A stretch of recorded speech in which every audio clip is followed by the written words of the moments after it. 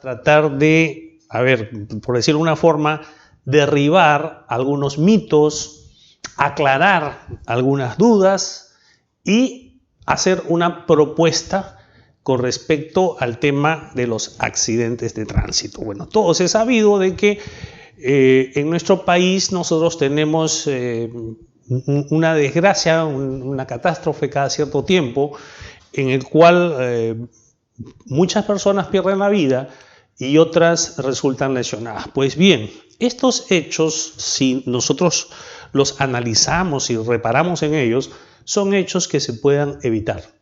Es decir, hay formas de poder evitar estos accidentes y una de las actividades, vamos a decirle fundamental, importante para que esto suceda es la investigación de los accidentes de tránsito, que es el tema que nosotros vamos a ver el día de hoy.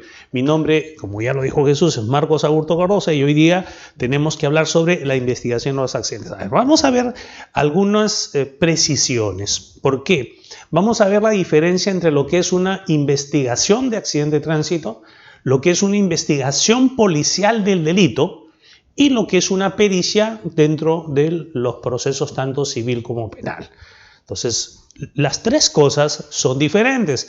Lo que sucede es que como no nos han explicado correctamente qué es cada una de ellas, a veces entramos los tres. Y hoy día, por ejemplo, hay jueces, hay fiscales, hay litigantes que creen que la investigación de los accidentes es una pericia o que la investigación de los policial de los delitos, cuando se trate de delitos, es una pericia.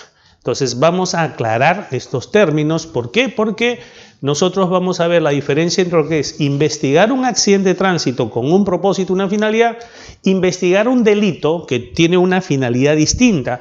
Aclaremos algo de entrada.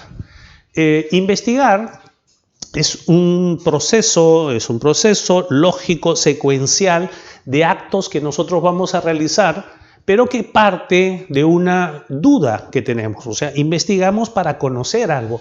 Algo es lo que queremos saber a través de un procedimiento de investigación. O sea, tenemos una duda, planteamos una hipótesis, o sea, primero se presencia un hecho, ¿no? Decimos, ¿por qué este foco, voy a poner algo muy doméstico, ¿no? ¿Por qué este foco dura tan poco tiempo?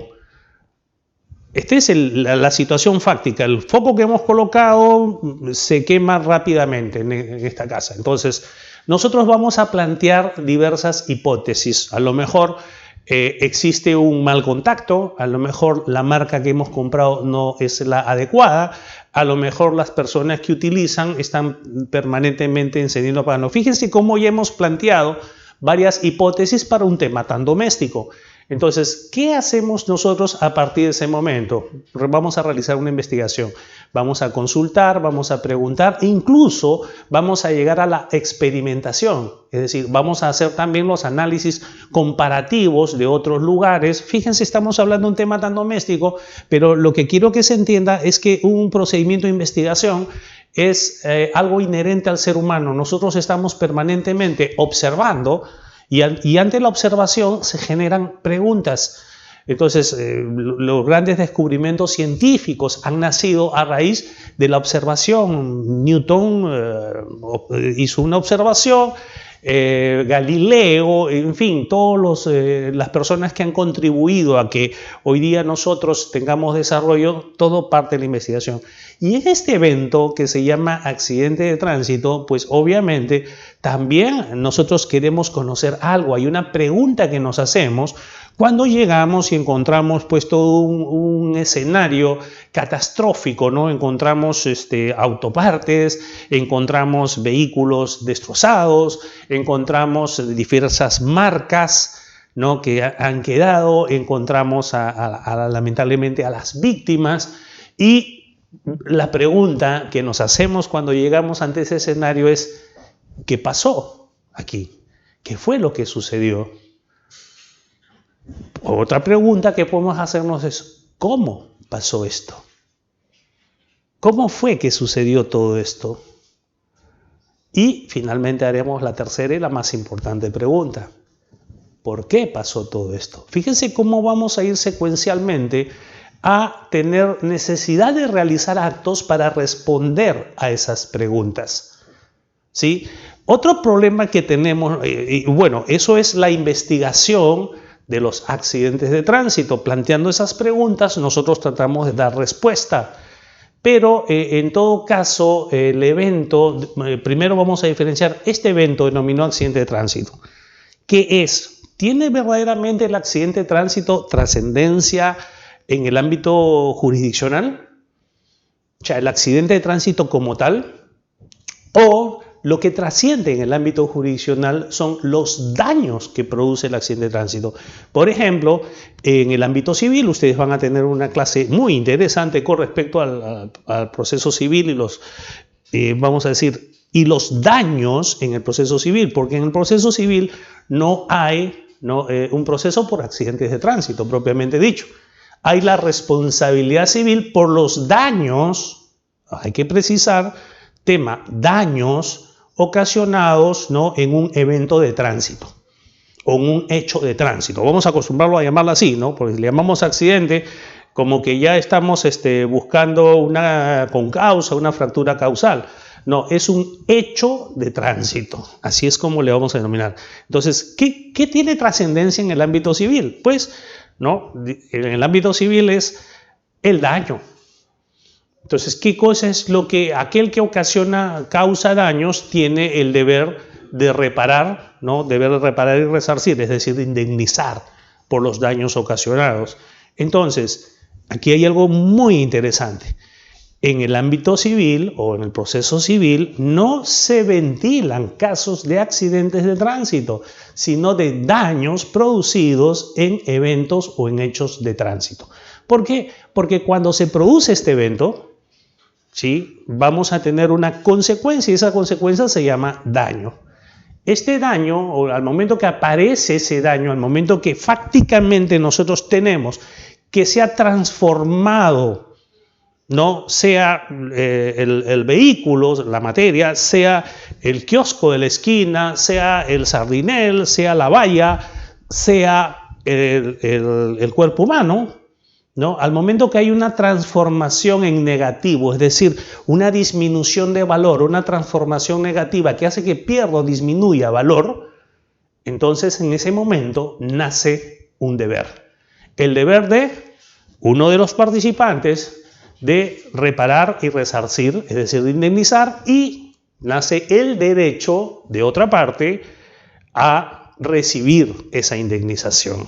Entonces, lo que se ventila en el ámbito civil es, primero, quién tiene el deber de indemnizar y a quién tiene el deber de indemnizar y por cuánto tiene que indemnizar. Ustedes lo van a ver en la clase respectiva.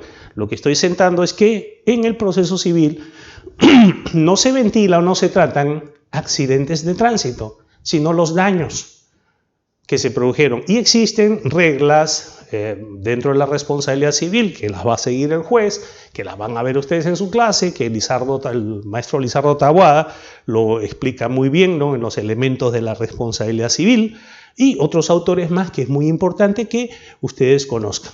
Ahora bien, en el ámbito penal hay, un proceso por accidentes de tránsito. No, definitivamente tampoco.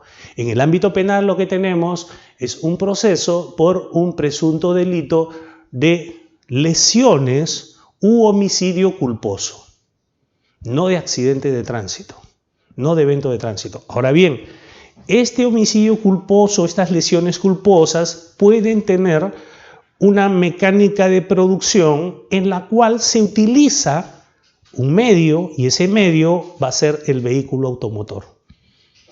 Entonces, específicamente en el tipo penal vamos a tener que en las lesiones y en el homicidio culposo, si se utiliza el vehículo y se usa inobservando las reglas técnicas de tránsito, entonces vamos a tener ahí una forma agravada.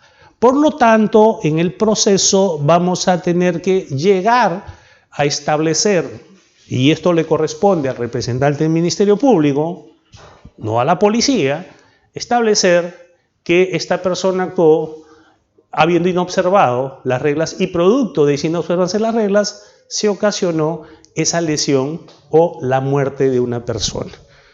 Ahora, en el ámbito administrativo, como vamos a ver en la tarde, existen también algunas infracciones que nosotros vamos a, la administración va a tomar en cuenta para poder sancionar algunos tipos infractores que se encuentran en el reglamento de tránsito, se encuentran en normas especiales como por ejemplo en el caso del transporte urbano.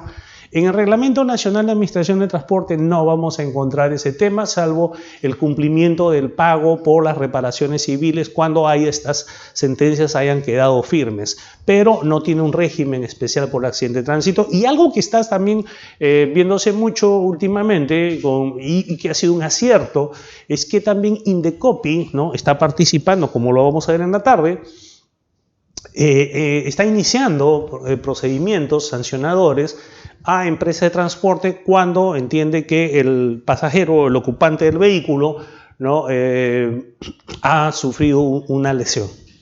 Entonces, con mucho acierto se están desarrollando estos procesos. Bueno, sin más, este es el largo preámbulo de nuestra clase el día de hoy. Este es el menú de lo que vamos a ver hoy día y vamos a empezar nosotros planteando un caso práctico, un caso problema, para que podamos entender de qué estamos hablando, ¿no? Aquí tenemos nosotros una vía, ¿sí? Esto es un gráfico, es un esquema, es un croquis, no tiene medidas, por cierto, y este croquis nos muestra una vía y esta vía tiene 3 carriles de circulación. Decimos que tiene 3 carriles porque están señalizados, están separados por medio de estas líneas que se llaman líneas longitudinales discontinuas y que marca que tenemos 1, 2 y 3 carriles. Pues bien, en este caso, en esta vía, tenemos nosotros un puente peatonal. Esta es la representación del puente peatonal. Escaleras, claro, no está 3D, sino está visto desde satélite, por eso que se ve así. Aquí tenemos la representación gráfica de vehículos y observen ustedes que tienen esos triangulitos, o sea, punta de flecha, que indican el sentido de circulación. Entonces, cuando nosotros vemos un croquis y vemos estas flechitas, nos está indicando el sentido de circulación de los vehículos. Como este es un croquis, no marca secuencia, es un esquema para que nosotros podamos entender. Y aquí tenemos la representación gráfica de un peatón, ¿sí? Se representa normalmente con un circulito, con también una flechita al interior, pero para efectos esta cátedra hemos puesto nosotros una flecha que indica su sentido de circulación. Pues bien, la historia es la siguiente. Este vehículo que vemos aquí de color azul se encuentra detenido, ¿no?, inmovilizado en la vía pública con la finalidad de realizar una maniobra que se llama el embarque y desembarque de pasajeros. Entonces, esto es una maniobra. Esta maniobra tiene una regulación. Por eso es que cuando ocurren accidentes durante o se presentan lesiones o daños durante la maniobra embarque y desembarque, hay que analizar cómo es que se realizó esta, ¿no? Entonces tenemos ahí el embarque y desembarque y por aquí tenemos otro vehículo que venía en la parte posterior, no tiene que detenerse en este lugar, prende su luz, enciende su luz direccional y procede a realizar la maniobra de adelantamiento. Es el caso que cuando se aproxima a este punto se encuentra con que el peatón inicia el cruce, el peatón no utilizó el crucero peatonal, perdón, lo cruza debajo, ¿no?, y llega a este punto y estando en este punto se produce el impacto con lesiones graves que después determinan el fallecimiento del peatón. Entonces, ahí tenemos nosotros un caso práctico. Cuando lo vemos así, decimos, bueno, hay un puente peatonal y el peatón debió cruzar por ahí. Además, el peatón tiene que ser visible, no puede cruzar de esta manera. Vamos a poner que era de noche todavía, vamos a hacerlo más trágico, ¿no? Y vamos a agregar algo más. El peatón se encontraba bajo el efecto de bebidas alcohólicas y bebidas alcohólicas de dudosa calidad, ¿no? O sea, él había tomado estos concentrados de etanol y justo realiza el cruce en ese estado. Muchas personas podrán decir, bueno, doctor, el caso está resuelto, ¿no?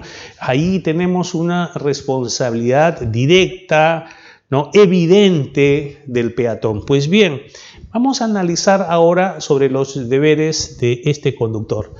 Pues bien, él tiene aquí una situación que se llama, o dentro del tránsito se llama una situación riesgosa o peligrosa. Entonces tenemos dos categorías. Primero es el riesgo y luego el peligro. El riesgo es una situación que ante su valoración como tal, si no realizamos una acción, vamos a pasar a la siguiente etapa, que es el peligro. Y el peligro ya es la inminencia de que se pueda suscitar el evento no deseado. Entonces es una gradualidad, riesgo y peligro. Entonces, aquí hay una situación que él debió evaluar como riesgosa. A ver, número uno, ¿por qué la autoridad coloca un puente peatonal a lo largo de la carretera? Respuesta, es porque por ahí cruzan personas.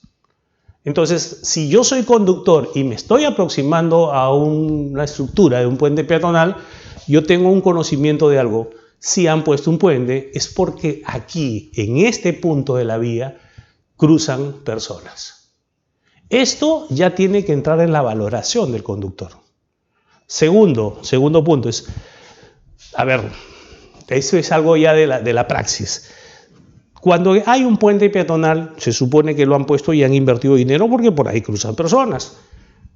La pregunta es, ¿todas las personas usan el puente peatonal? Y esto es algo sabido por todos los conductores, por todos los ciudadanos. No todas las personas van a usar el puente peatonal.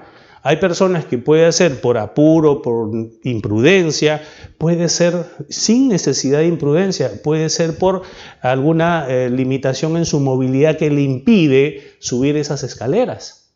Eso también debemos de tomar en cuenta. O sea, no solamente que todos son imprudentes, son malvados, perversos, sino que existen personas que no tienen la movilidad necesaria o suficiente para poder realizar este cruce.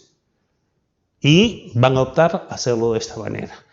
Bueno, pues bien, aquí tiene una situación que se debe valorar. ¿Y cuál es? Hay un puente peatonal, por aquí cruzan personas. Otra máxima de la lex artis o de la praxis de la conducción es: no todas las personas utilizan el puente peatonal. Hay personas que se arriesgan a cruzar por abajo. Por lo tanto, si este conductor tiene ese conocimiento, escuchen esto, tiene el deber de adoptar alguna acción, ¿no? Alguna acción para evitar las posibles consecuencias o la posible producción de un evento de tránsito, ¿sí? Siguiente es, tengo un vehículo que está realizando la maniobra de embarque y desembarque. Ahora, conocimiento de este conductor. Cuando los usuarios de la vía realizan el desembarque del vehículo, pregunta, ¿hay usuarios que se atreven a cruzar por delante? Y esto es algo que vemos a diario. Entonces, a raíz que exista mayor experiencia de este conductor, mayor conocimiento, él sabe que esto es una situación riesgosa, sabe que esto es una situación harto riesgosa, que si él no adopta una acción, se va a convertir en una situación de peligro ante la inminencia de la producción de este hecho. Por lo tanto, a la valoración de él, debió realizar actos tendientes a disminuir la posibilidad de que este hecho o este evento pueda suceder. ¿Y es por qué? Porque aquí vamos a verlo en la pizarra, los dos. Voy a pasar a la pizarra. ¿Me ayudas?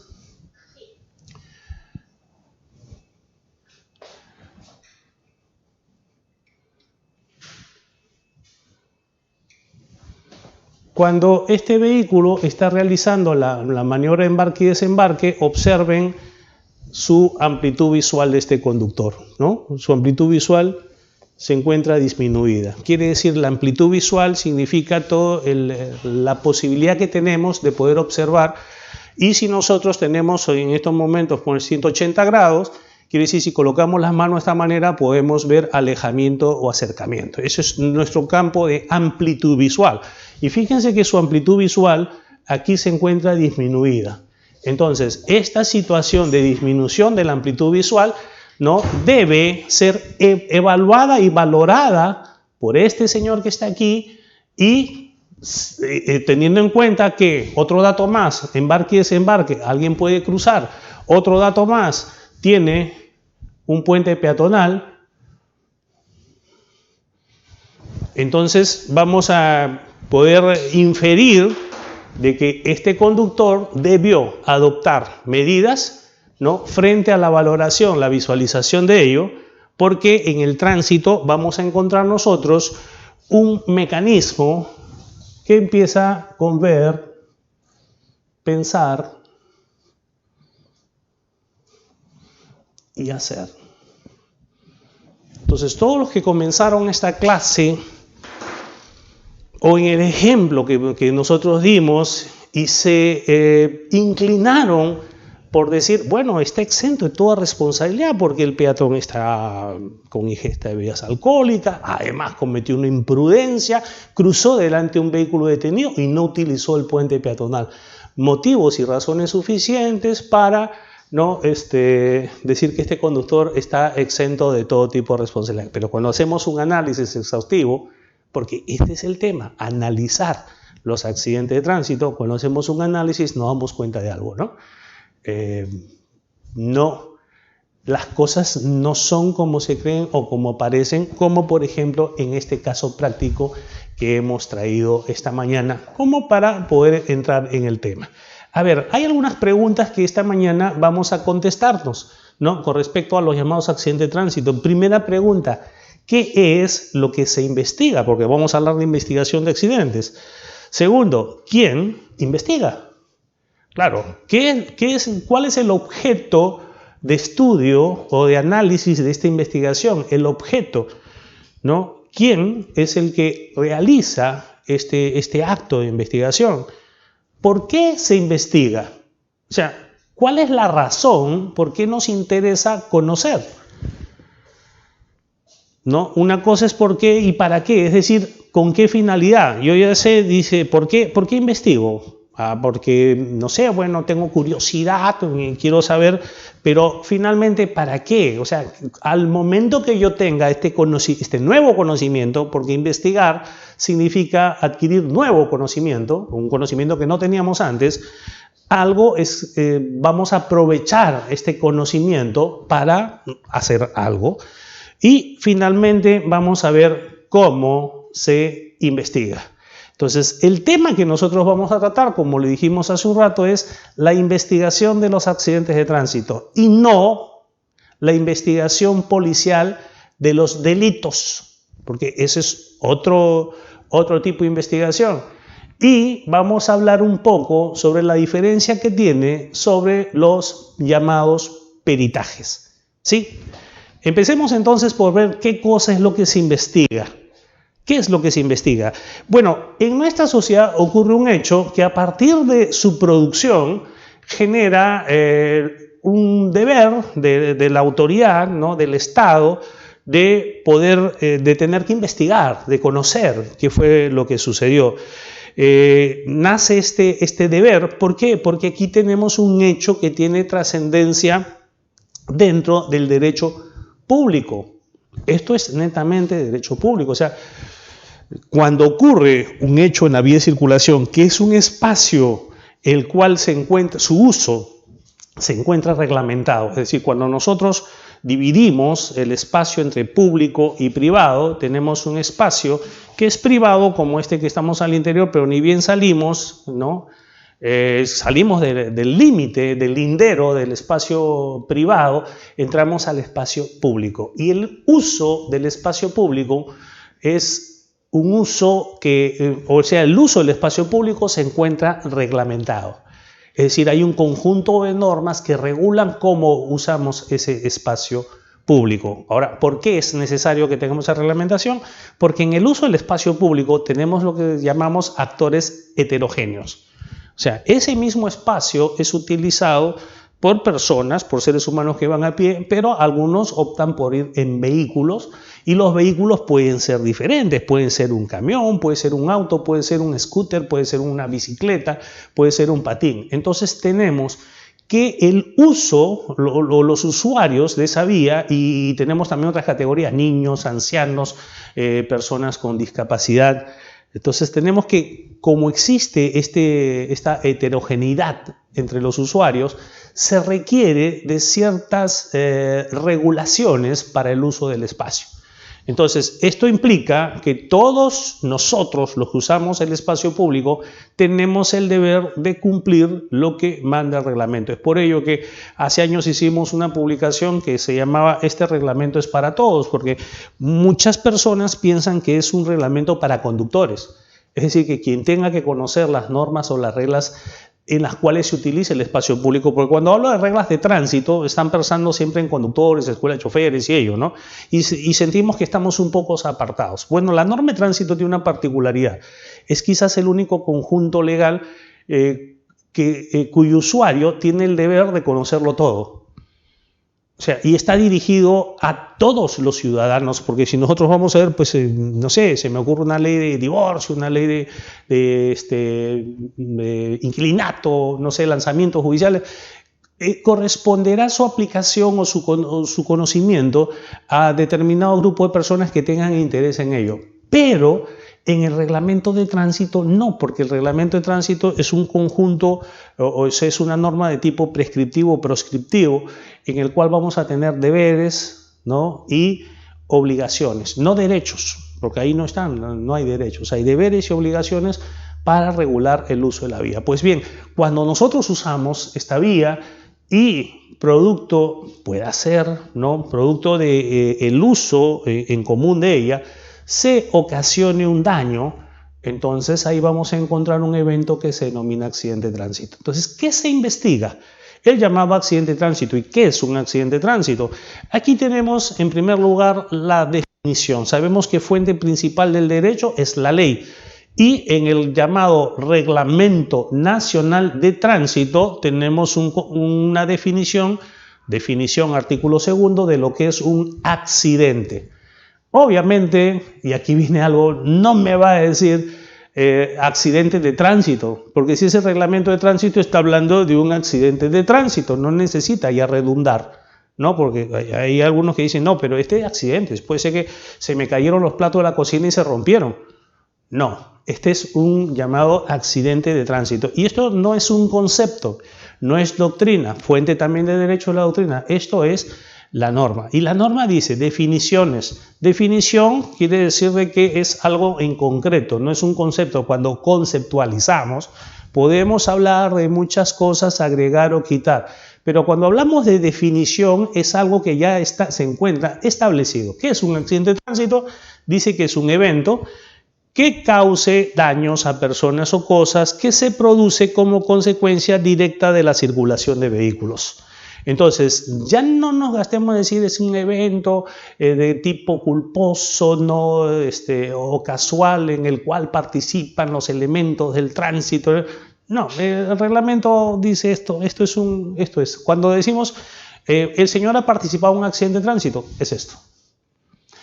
¿Sí? Vamos a ver a continuación. Ahora bien, evento que tiene una consecuencia, dice daño, produce daños a personas o cosas.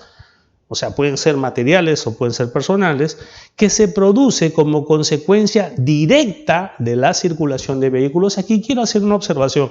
Desde que se promulgó el Reglamento Nacional de Tránsito, ¿no? Su antecedente el año 2003, porque antes de eso tuvimos nosotros el Reglamento General de Tránsito del año 1941. Esta definición de accidente rezaba así, ¿no? Evento que cause daño a personas o cosas que se produce como consecuencia de la circulación.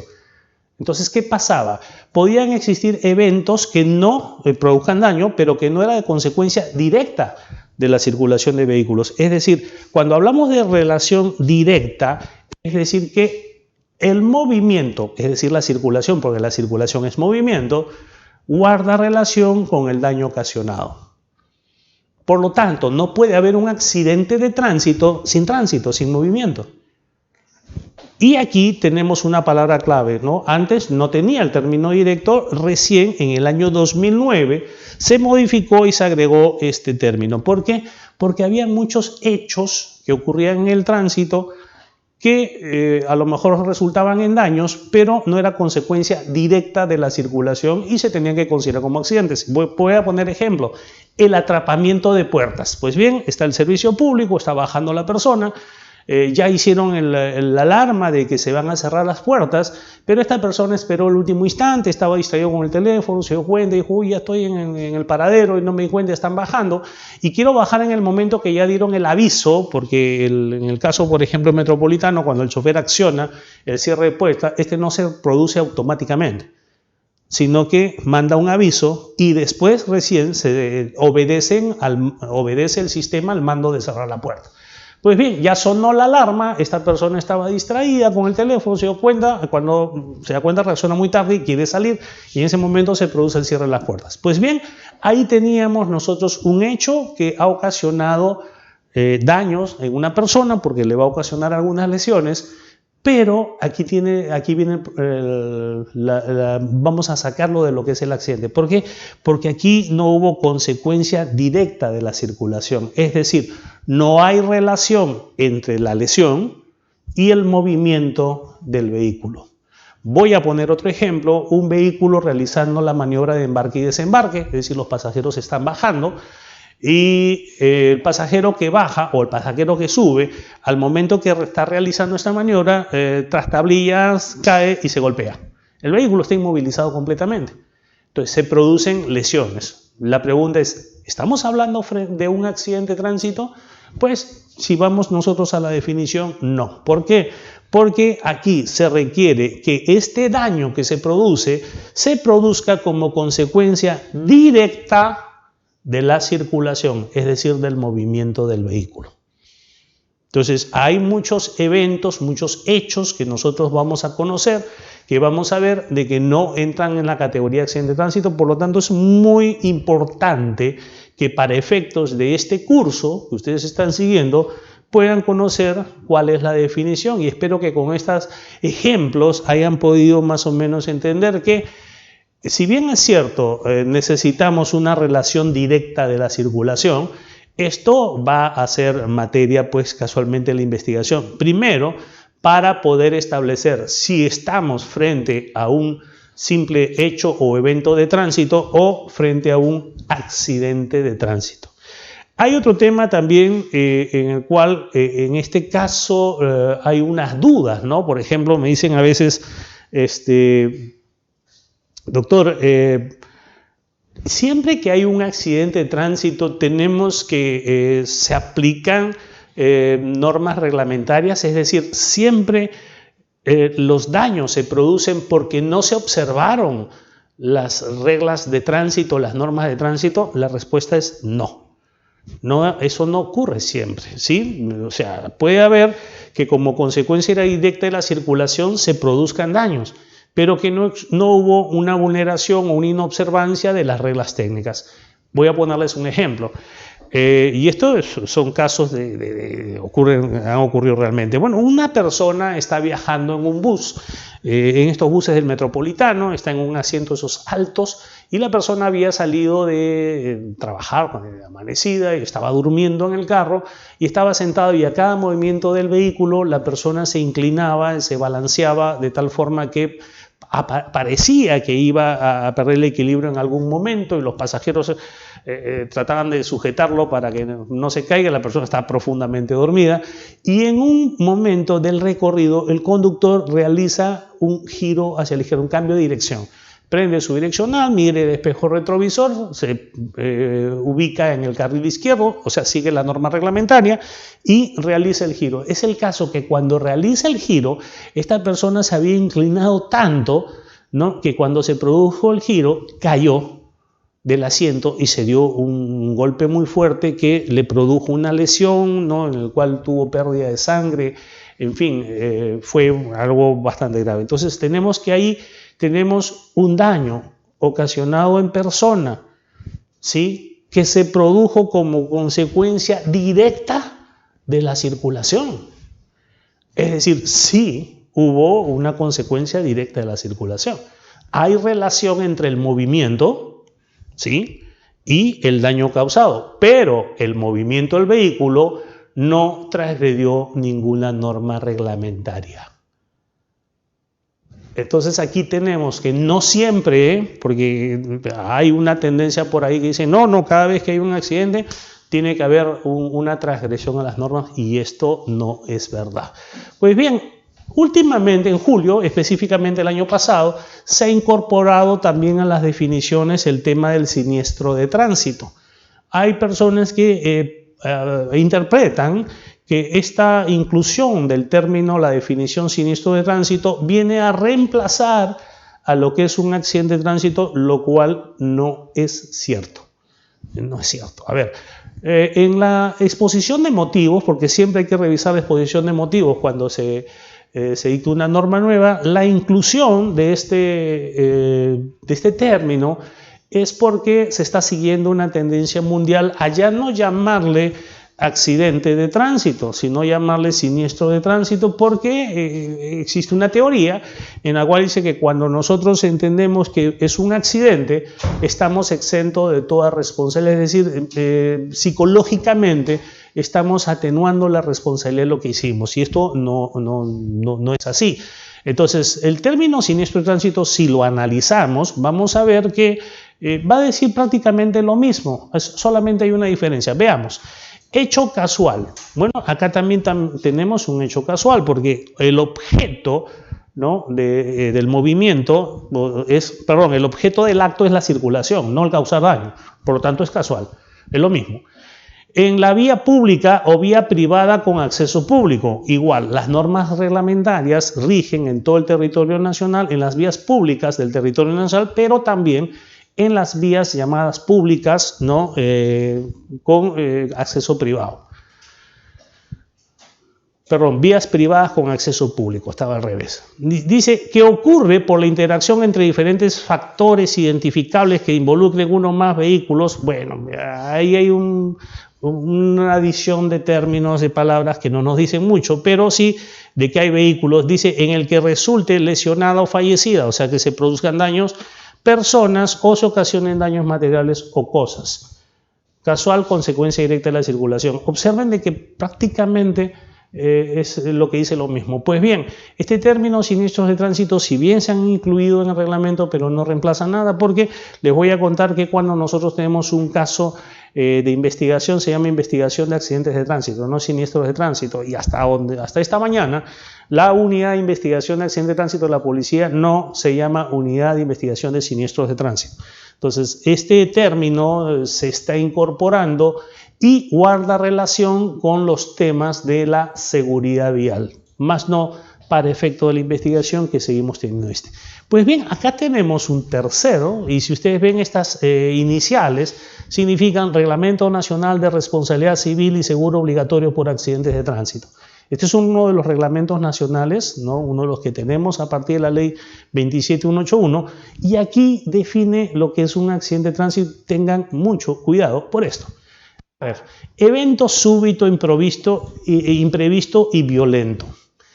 Y dice, entre paréntesis, incluyendo incendio y acto terrorista. Entonces, aquí estamos hablando ya no de algo casual o de consecuencia directa de la circulación. Aquí estamos hablando de algo inclusive que puede ser con intención, con dolo, con intención de causar daño, y se causa, en el que participa un vehículo automotor en marcha o en reposo. Quiere decir que puede haber un accidente de tránsito sin tránsito. En la vía de uso público, aquí está delimitando así, rajatabla, de que no puede ser en una vía privada con acceso público. A ver, nosotros tenemos las vías públicas, que son las que conocemos, y hay las vías privadas, por ejemplo, las mineras, por ejemplo, las zonas de estacionamiento o las zonas donde circulan vehículos dentro de áreas en las cuales no hay acceso público, es decir, el propietario, el dueño o el concesionario, el tenedor, el poseedor no permite que cualquiera ingrese a ese lugar. Entonces, estas son vías privadas, netamente, pero hay vías privadas que son con acceso público. Por ejemplo, las estaciones de servicio, mal llamadas grifos. Las estaciones de servicio son espacios privados, pero que por efectos de la autorización deben permitir el acceso público. Es decir, cualquiera puede ingresar. Ahí no hay que, no, tú no ingresas, si ingresas, o yo me reservo el derecho de admisión. En cambio, cuando usted va a otras instituciones, entidades, por ejemplo, quien tiene en ese caso el control, el dominio de esa área, pone reglas para su ingreso. Un ejemplo, el aeropuerto. Un ejemplo, algunos estacionamientos de centros comerciales. Entonces, pero para efectos del SOAT, ojo, dice solamente para vías de uso público. Y dice, causando daños a personas, sean ocupantes o terceros no ocupantes de vehículo automotor, que pueda ser determinado de una manera cierta. Ahora bien, Marcos, ¿esto que está aquí es la definición de un accidente de tránsito? Respuesta, no. Lo que tienen ustedes aquí es la definición para efectos de la activación y todo lo que tenga que ver con el seguro obligatorio por accidente de tránsito. Sabemos que tenemos un seguro que tenemos que comprar en forma obligatoria, por eso se llama SO, seguro obligatorio, ¿no? AT, accidentes de tránsito. Entonces, para efectos de iniciar las coberturas, ¿no? Y analizar este tema y poder aperturar este tema del SOAT, este es el evento que va a dar inicio. Entonces, volvemos nuevamente. Un atrapamiento de puerta. Un atrapamiento de puerta. ¿Podría ser un accidente de tránsito de acuerdo al reglamento? No. Pero para efectos de la cobertura del SOAT, ¿se podría considerar? Respuesta sí, porque acá dice, estando en marcha o en reposo. Y no dice que el daño que se produzca tenga que ser consecuencia directa. Entonces, ¿hay cobertura del SOAT? Sí. Pero aquí nos genera una duda. Decían, a ver, vamos por partes. Esto es un accidente de tránsito, ¿sí? En general, y esto es solamente para efectos de la cobertura del seguro. ¿Estamos? Vamos al atrapamiento de puertas, ¿sí? La cobertura del seguro ¿cubre? Sí cubre. Pero para que la empresa o compañía de seguros pueda cubrir, requiere que sea determinado de una manera cierta. Entonces, ¿qué necesita? La intervención policial, un documento público de fecha cierta, el acta de intervención policial. Entonces se van a la comisaría y en la comisaría reciben la denuncia, ¿no?, de este hecho del atrapamiento de la puerta y dicen, como se va a activar el SOAT, entonces es un accidente de tránsito. Y despliegan todo el procedimiento, retención del vehículo, retención de la licencia, como vamos a ver en la tarde, dosaje etílico y otros. Y tenemos de que en realidad no debió desplegarse ese procedimiento. No, porque esto es solamente para efectos del seguro obligatorio. Pues bien, eso es lo que vamos a ver cuando tengamos el análisis en nuestra clase del SOAT. Pero a la primera pregunta es, ¿qué se investiga? Se investigan accidentes de tránsito.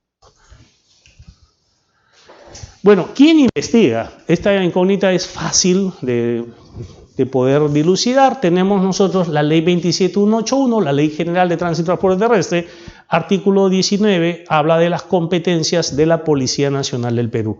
Y aquí viene esto, dice, en materia de accidentes de tránsito, previene, investiga y denuncia ante la autoridad competente los accidentes de tránsito, así como efectúa investigaciones y estudios para el diseño de estrategias de prevención sobre la materia. Este artículo o este literal de la ley tiene algunos problemas que vamos a analizar. Dice que la policía en materia de accidentes de tránsito, y ya sabemos que es un accidente de tránsito, va a tener la labor de prevenir, investigar y denunciar ante alguna autoridad que va a denunciar un accidente de tránsito. Y además de denunciar ante una autoridad, también va a efectuar investigación y estudios para el diseño de estrategias de prevención sobre la materia. A ver, ¿cuál fue la confusión? A ver, acá tenemos los tres términos, previene, investiga y denuncia. Bueno, prevenir, todo conjunto de actos que vamos a hacer individual o socialmente con la finalidad de que estos eventos no sucedan. ¿Es una labor netamente policial? No, también la hace el Ministerio de Salud porque tiene que ver con la integridad física de las personas, lo hacen también los bomberos, lo hace el Ministerio de Educación, ¿no? Por el hecho del comportamiento social, los psicólogos, en fin, el tema de los accidentes de tránsito es un tema transversal que abarca muchas especialidades, ¿no? Pero cuando hablamos de prevención es el conjunto de medidas, todas las medidas que se puedan tomar en forma individual o en forma colectiva dentro de la sociedad, en tanto iniciativas públicas como privadas también, dice, para impedir en la medida de lo posible que acontezcan estos hechos, ¿no? O disminuir sus efectos, es decir, no solamente que no ocurran, sino en un ámbito más realista, porque eso de erradicar es un extremo que, bueno, es una palabra que no ocurre salvo que estemos hablando de los dinosaurios, ¿no? Porque, y esto después de miles de años. Estamos hablando de que estos hechos quizás no se puedan erradicar, pero entendiendo que puedan producirse, vamos a nosotros a realizar actos para disminuir su severidad.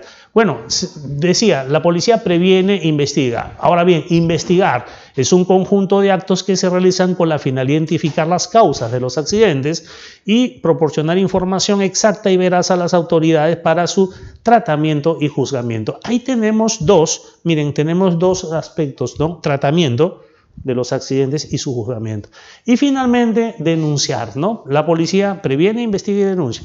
Denunciar, puesta en conocimiento, ¿qué es denunciar? Poner en conocimiento de una autoridad un delito o infracción administrativa, ¿no? Ya sea el juez o el funcionario del Ministerio Público, policía, competente. ¿Por qué denuncio? Porque se supone que esa autoridad va a realizar un acto a partir de la información que yo le dé. Entonces, ahí viene el deber de denuncia. Por ejemplo, en el caso de los delitos, hay un deber de denuncia, ¿sí? Pero aquí hay un problema. A ver, ¿la policía previene? Sí, también porque dijimos es transversal. Junto con otras entidades puede realizar acciones de prevención de los accidentes, ¿sí? No sé, hay muchas cosas que se pueden hacer para prevenir los accidentes. Investiga, sí, analiza y estudia los accidentes de tránsito. Pero acá viene el problema.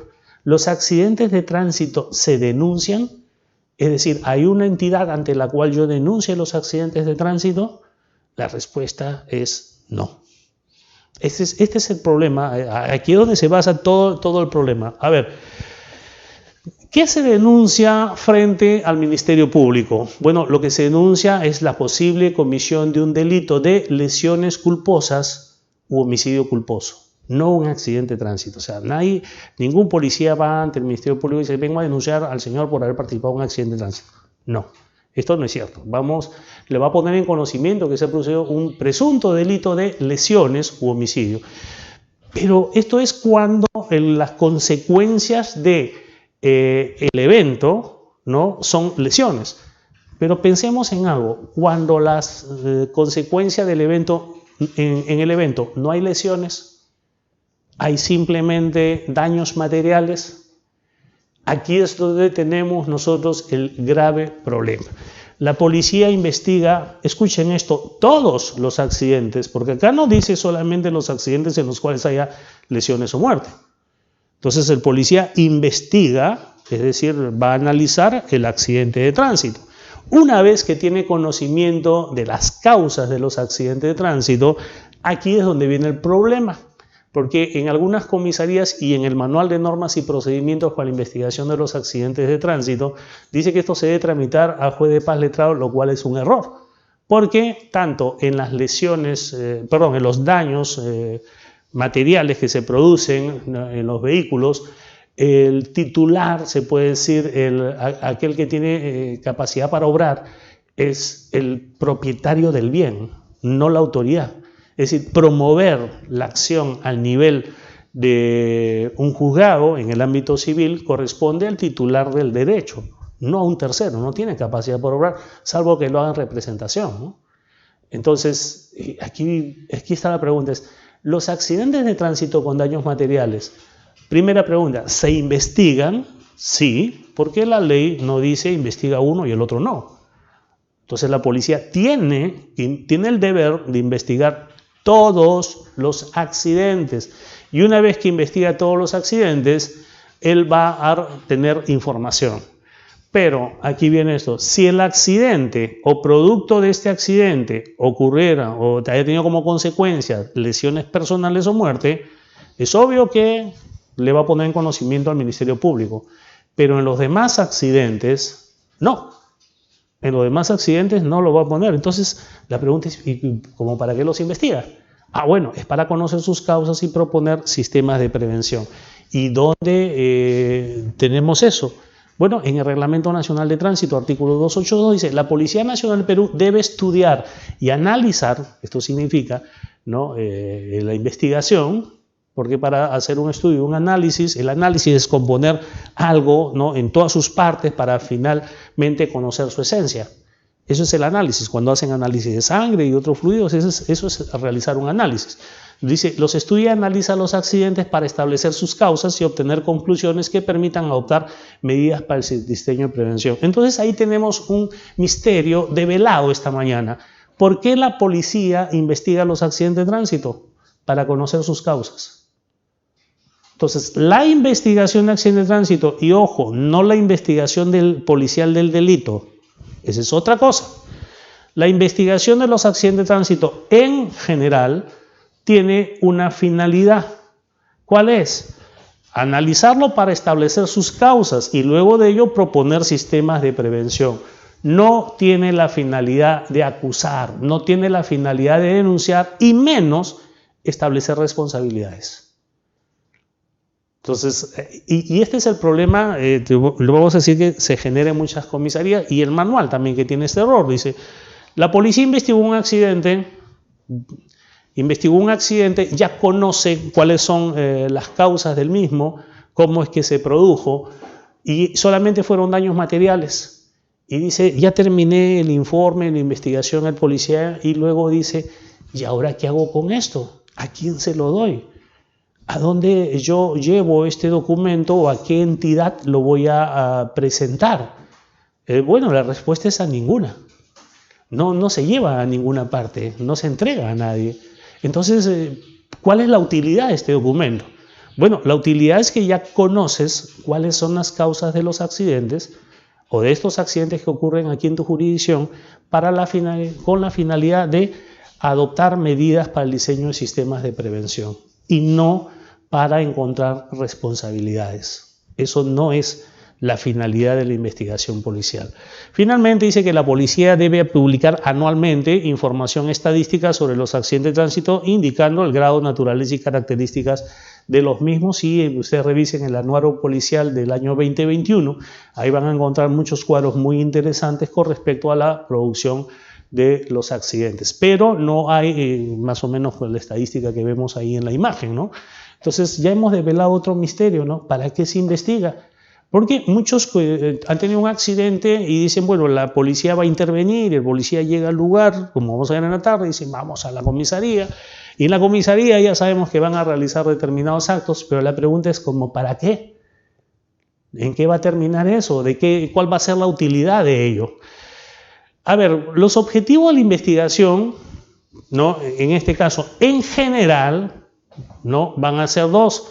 En primer lugar, si se trata de accidente de tránsito, es de aspecto netamente técnico.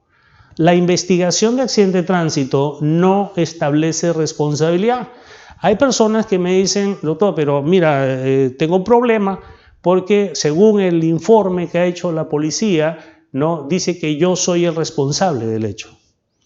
A ver, la policía no establece responsabilidades porque si tenemos, por ejemplo, en un evento de tránsito nacen tres tipos de responsabilidad. Responsabilidad civil, es decir, el deber de reparar el daño ocasionado y de resarcir por medio de una indemnización.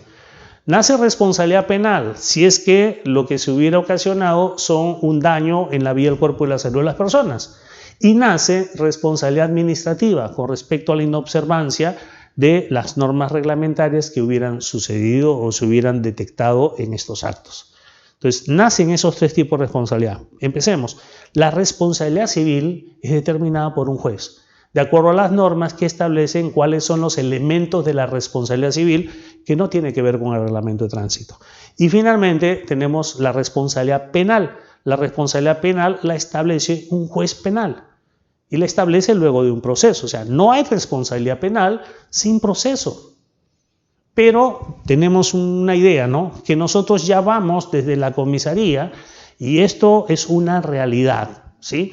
Vamos desde la comisaría o desde la unidad que investiga, que saca un informe, ¿no? Y en ese informe dice predominante, contributivo, y ya tiene el fiscal todo resuelto. Para mí, ser, por ejemplo, fiscal de tránsito es muy sencillo, ¿eh? Tomo el informe de la policía, lo reproduzco en mi denuncia, lo formalizo, luego lo reproduzco nuevamente en mi acusación, y el juez también toma lo mismo, toma los argumentos, y si nos damos cuenta, todo salió de ese informe. O sea, no hay verdaderamente dentro del proceso, no se ha entendido todavía de que nadie puede ir pues, directamente desde la fase de investigación ya sin posibilidad de defensa a este proceso. Lo mismo hay la creencia en el ámbito civil, lo cual sabemos que es cierto. Entonces, la investigación de accidentes de tránsito tiene una finalidad técnica. ¿Y cuál es? Determinar los factores desencadenantes de los accidentes y las causas que los provocaron, las consecuencias y el comportamiento de los sistemas de seguridad activa y pasiva de una perspectiva técnica y científica. Y la investigación policial del delito que pueda ocurrir en un accidente de tránsito tiene una finalidad distinta. ¿Cuál es? Es netamente una investigación con una finalidad punitiva. Determinar el grado de participación directa o indirecta de cada una de las personas involucradas en el accidente. Claro, porque en el ámbito penal necesitamos establecer el grado de participación, ¿no?, de las personas que estuvieron o participaron en ese evento. Aquí tenemos la imagen que ustedes ya conocen mucho, una señora que tuvo un accidente de tránsito que está reproducido allá en la imagen, perdió el control del vehículo y en esa pérdida de control atropelló a estas personas. Pues bien, ¿qué problema tuvo el señor representante del Ministerio Público que recogió las conclusiones de la investigación policial en las que establecieron que fue la velocidad la causa por la cual perdió el control? Lo cual no era cierto, ¿no? Porque, a ver, para que las causas del accidente sea la velocidad y sea el motivo por el cual perdió el control, entiéndase esto, es que desarrolló tal velocidad que las superficies de rodamiento de sus neumáticos ya no tenían adherencia sobre la calzada, ya estaba flotando encima, es decir, iba a más de 300 kilómetros por hora, y eso motivó de que perdiera el control. O sea, la teoría del fiscal fue: el accidente se produjo por la velocidad a la que llevaba. Equivocado completamente, pero lo recogió de la investigación policial. ¿Qué hizo la defensa débilmente? Presentó una pericia físico-matemática, un modelo físico-matemático, para demostrar de que nunca se llegó a esa velocidad de pérdida de control. Es más, la calculó en algo de 60, 70 kilómetros por hora, que era apropiada según la norma reglamentaria. Entonces, ¿cuál fue el problema? Bueno, la sentencia confirmó la responsabilidad de la señora a pesar de que se había presentado esta prueba pericial que, vamos, desmentía completamente la afirmación fiscal. ¿Cuál fue la afirmación fiscal? Que el accidente se produjo por la velocidad que llevaba. Y la velocidad, es cierto, es un elemento que está en los accidentes, pero que no es en la mayoría de veces la causa del mismo. Vamos a continuar. Entonces habíamos dicho que teníamos el objeto de la investigación. A ver, habíamos dicho que que investigar implica que queremos tener un conocimiento que no se posee en el momento. Entonces se realizan actos de investigación para poder adquirir ese nuevo conocimiento. Entonces, a ver, en el caso del accidente de tránsito, aquí, por ejemplo, en este caso nosotros vimos frente a las imágenes qué fue lo que pasó. Y habíamos planteado algunas preguntas con respecto al accidente. Miren, si ustedes llegan ante este escenario, ¿sí? Llegamos, puede ser el representante del Ministerio Público, puede ser no sé, pues la prensa, los ciudadanos en sí, y nos vamos a hacer muchas preguntas, ¿no? Vemos ahí 3 vehículos y vemos 2 están prácticamente enganchados y uno que está por encima de ellos, y tenemos que recurrir, escuchen esto, a un especialista para que conteste algunas de las preguntas que nos vamos a hacer. Por ejemplo, ¿no? ¿Qué pasó? Entonces tendrá que venir el investigador para explicarnos qué fue lo que pasó en este caso, ¿no? ¿Quién participó? ¿Quiénes estuvieron aquí? ¿Quiénes son? Identificar y establecer. ¿Por qué? Porque pueda darse el caso que luego de ocurrido el evento, alguien se vaya no esté en el lugar. Entonces tenemos una información incompleta y tendríamos que contestar a la pregunta, ¿quién conducía este vehículo? O a veces cuando quieren hacer el cambio, la suplantación de conductor. Entonces el investigador va a tener que contestar a estas preguntas. ¿Qué pasó? Bueno, esto es un accidente. Bueno, esto es obvio, ¿no? ¿Qué sucedió? Entonces va a tener que decirnos algo. ¿Quiénes participaron o quién participó en ese hecho? Siguientes, ¿cómo fue que pasó? Es decir, el auto gris iba de sur a norte, el otro iba de norte a sur, estaba hacia atrás. ¿Cómo es que aparece este otro vehículo montado encima? ¿Cuál era su sentido de circulación? ¿Dónde fue que se produjo el impacto? ¿No? Y finalmente, ¿cómo es que llegan hasta esta posición? Fíjense que siempre hemos antepuesto el cómo. ¿Dónde pasó? A veces encontramos que en un evento de tránsito se encuentra, por ejemplo, en un taller el vehículo. Y vemos que tiene todos los signos evidentes, entonces hay que hacer una investigación de aquí participó en un accidente, pero ¿dónde fue? ¿Dónde pasó? ¿Cuál fue el lugar, el espacio geográfico en donde ocurrió este evento? Otras veces encontramos que una persona es atropellada en algún lugar, la cargan en un vehículo y la arrojan en otro lado, lejos de donde están los restos, los indicios y los vestigios. Por lo tanto, es importante contestar a la pregunta ¿dónde fue que pasó? Bueno, cuando se realizan maniobras, como dicen, no, y entonces es en circunstancia que el conductor de la UT1, UT2, realice una maniobra, sí, pero ¿para qué? ¿Con qué propósito? ¿Con qué finalidad? ¿Qué fue lo que quiso hacer? ¿Sí? ¿Tenemos más preguntas? Sí, tenemos más preguntas. Y se produce el impacto y le ocasiona lesiones. ¿A quién? ¿Conocemos la identidad? ¿Cómo fue la mecánica de producción? Cuando tenemos nosotros ocupantes los vehículos, vamos a tener una lesión y vamos a tener una mecánica o un procedimiento de cómo es que se generó esa lesión. Y eso es, y a quiénes fue que se les causó. ¿Cuándo pasó este hecho? Sí, hay casos en los que dicen, no, pues esto es evidente, sí, pero esto hemos llegado en la mañana y lo hemos encontrado aquí en la carretera. Pero ¿cuándo fue? Cuando realmente pasó. Y la pregunta más importante, más icónica también, es ¿por qué? ¿No? O sea, ¿por qué pasó todo esto? Las preguntas importantísimas es ¿qué pasó? ¿Cómo pasó? ¿Y por qué pasó? Aquí ya nosotros no vamos a tener restos, vestigios, ya no vamos a tener nosotros el análisis de las velocidades, sino aquí lo que vamos a hacer es un análisis de por qué pasó, y este es digo más icónico porque nos recuerda, ¿no?, un tema musical de los años 60 que nos decía por qué se fue y por qué murió, por qué el Señor se la llevó, y siempre te ponía el por qué. Claro que había cometido cientos de imprudencias ese señor en su canción y al final le culpaba a Dios por lo que había sucedido. Pero aquí tenemos nosotros algunas preguntas que el investigador tiene que contestar. Entonces, ¿para qué se investiga? Oye, para poder dilucidar todas estas dudas que tenemos. Y necesitamos que alguien las conteste. No que nos diga quién fue el responsable, quién fue el causante de esto o a quién le establece la responsabilidad. No, lo que queremos es conocer todo ello. Pues bien, si llegamos a un lugar y encontramos esto, pues nos haremos muchas preguntas.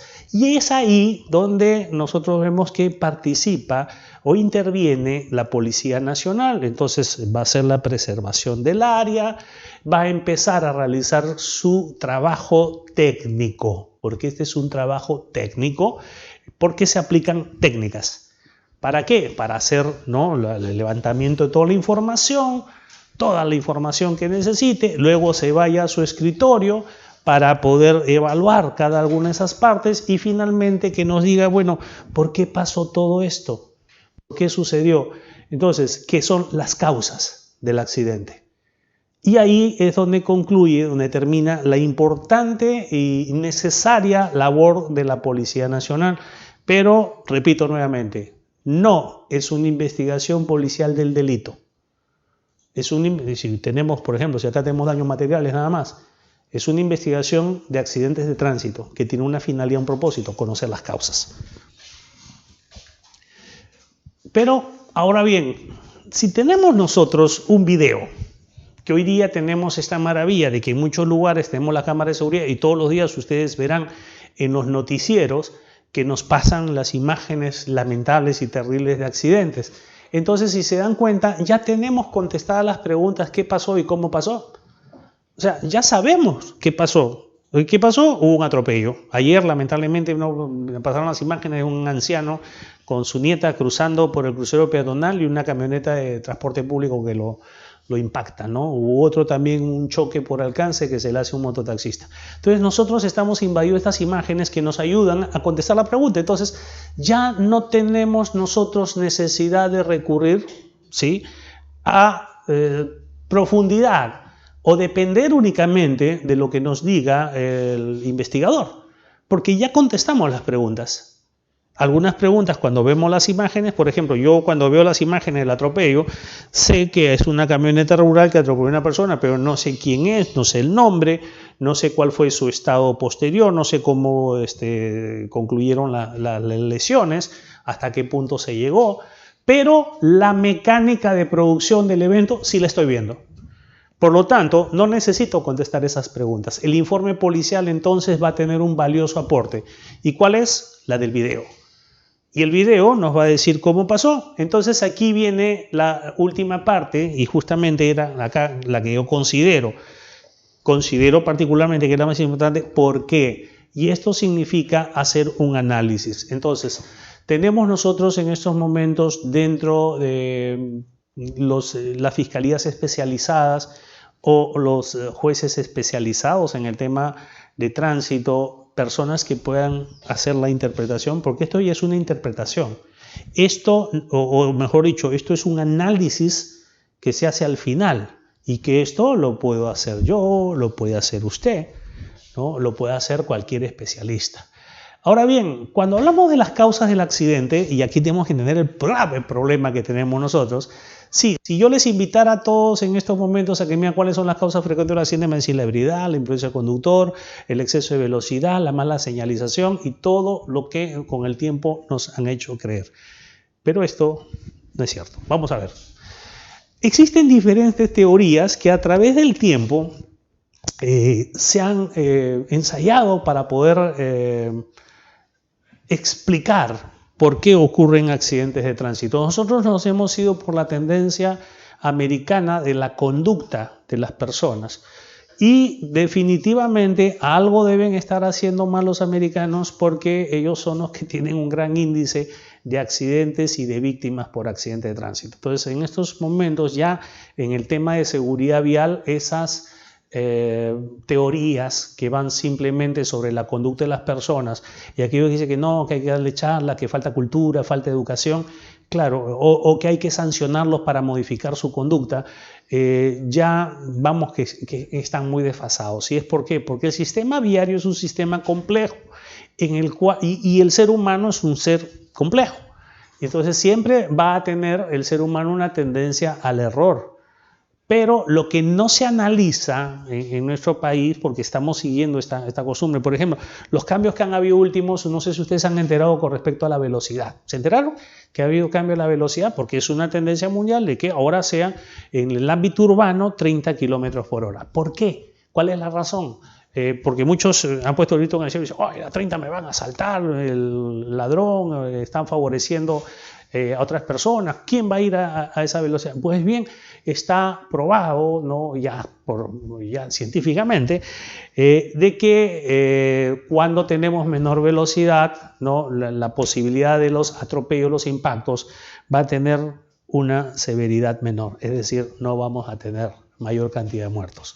Otro tema es que cuando tenemos nosotros una velocidad calmada, ¿no? como ella en los ámbitos urbanos, es decir, donde hay gran congregación de personas, ¿no? o obstáculos, vamos a tener mayor fluidez en el tránsito. Claro, ahí nos parece muy carente de lógica, ¿no? Pero imagínense ustedes una jeringa, ¿no? con su émbolo y un líquido viscoso. Usted ingresa la aguja, esa jeringa, y le da un apretón y va a encontrar algo, no va a pasar el líquido. Entonces, ¿qué es lo que tiene que hacer usted para que algo muy denso pueda fluir? Hacerlo más despacio. Eso es algo muy lógico. Entonces, esta tendencia mundial, que hay un plan mundial de seguridad vial de las Naciones Unidas, decía de que para este año teníamos que haber reducido los límites de velocidad. Tiene mucha justificación científica, pero ¿dónde viene lo perverso y lo maligno? De que si usted es un conductor y se encuentra en una vía en la cual encuentra pues, carriles amplios, se encuentra 5 carriles amplios y encuentra una señal que dice 30 kilómetros por hora, como que usted siente que es algo medio perverso, ¿no? Dice, oye, me ponen todo lo necesario para correr, pero la señal dice que vaya a 30. Y ocurre, por ejemplo, en muchas vías. Entonces, ¿qué cosa es lo que han hecho ya los especialistas en seguridad vial? Han hecho intervenciones en las vías, de tal forma que hay una vía que se llama una vía autoexplicativa. Es decir, yo cuando me ubique en esa vía voy a saber por la forma como circulo a qué velocidad voy a ir. Y no es que me van a poner pues todo lo necesario para correr y me ponen una señal de 30. ¿Con qué finalidad? Que me pase los controles de velocidad para que aparezca una multa. No, entonces las intervenciones en las vías es importante. ¿Qué significa las intervenciones en la vía? Veamos acá con respecto a las causas de accidentes. Dice, la teoría de los sistemas. Hay muchas teorías, como le decía, la teoría fatalista, no, ya estaba de Dios, la teoría religiosa. La teoría fatalista decía, no, él es mala suerte, él siempre le pasa algo, ¿no? Y tiene una tendencia siempre a tener estos eventos. Entonces hubieron muchas teorías a través del tiempo hasta que vino la teoría de las conductas, el behavior, que es de los americanos, que ya no se utiliza mucho. Pero hay una teoría sobre las causas de los accidentes de tránsito y acá cito al ingeniero Víctor Irureta, que es un ingeniero argentino, brillante el hombre, que en una publicación que se llama Accidentología Vial Científica, nos explica, ¿no?, sobre la teoría de los sistemas. Y la teoría de los sistemas dice lo siguiente: los accidentes son resultado de desajustes en la interacción entre los componentes de un sistema complejo. El sistema viario es un sistema tecnológico completo. Ahí participan los ingenieros, ¿no?, las vías, el asfalto, la profundidad, la capa, la señalización, la iluminación, el ancho, en fin, ¿no?, la inclinación, los vehículos, ¿no?, los tipos de freno, la seguridad activa, la seguridad pasiva. Entonces, es un sistema tecnológico complejo. Entonces dice que cuando hay un desajuste entre los componentes de este sistema, se producen los llamados accidentes de tránsito. Además dice que hay que ser condescendientes con los errores posibles de los usuarios de la vía para evitar accidentes o minimizar sus consecuencias.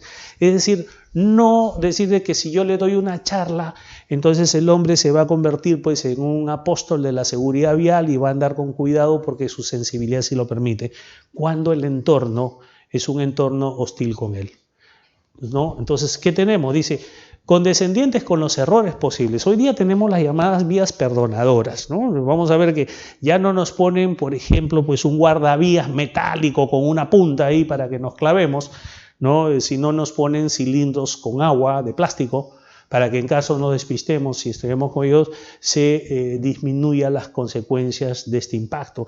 Ya no tenemos, por ejemplo, en la Panamericana Norte los cruces, ¿no?, de caminos, de vías, sino ya tenemos rotondas. Nos decía un policía, decía, pero doctor, a raíz que han hecho estas rotondas tenemos más accidentes.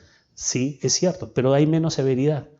Es decir, una cosa es tener mayor incidencia y otra cosa es tener mayor severidad.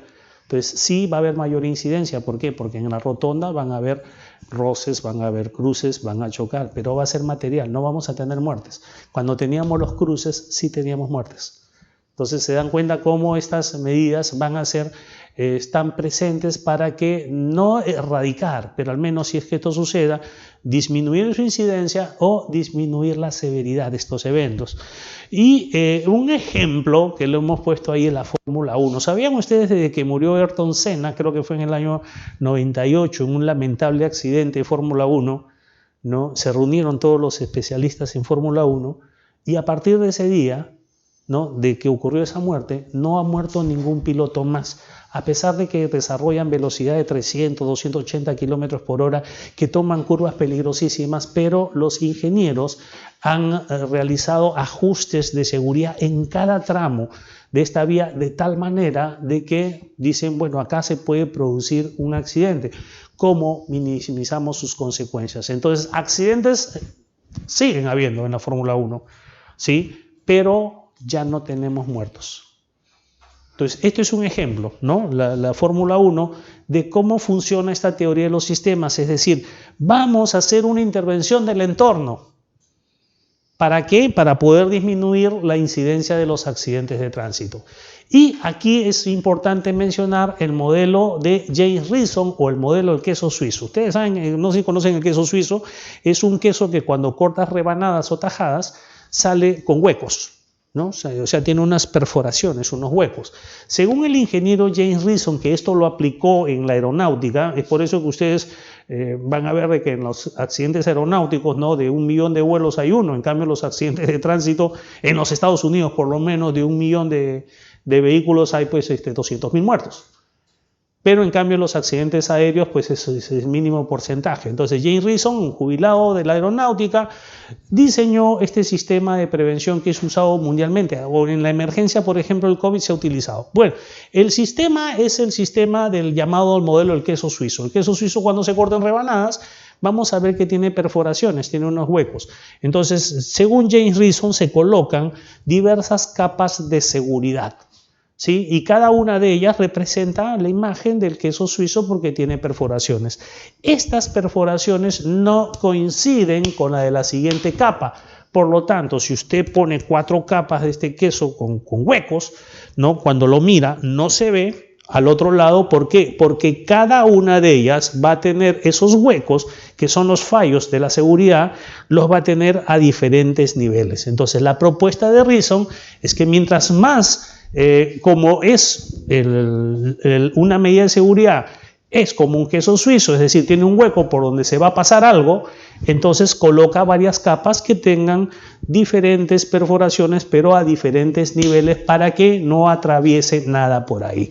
Pues bien, lo que dice James Rison es que estas capas que tienen perforaciones, estas perforaciones permanentemente se mueven, cambian de lugar, hasta que llega un momento que coinciden todas ellas y se presenta la perforación.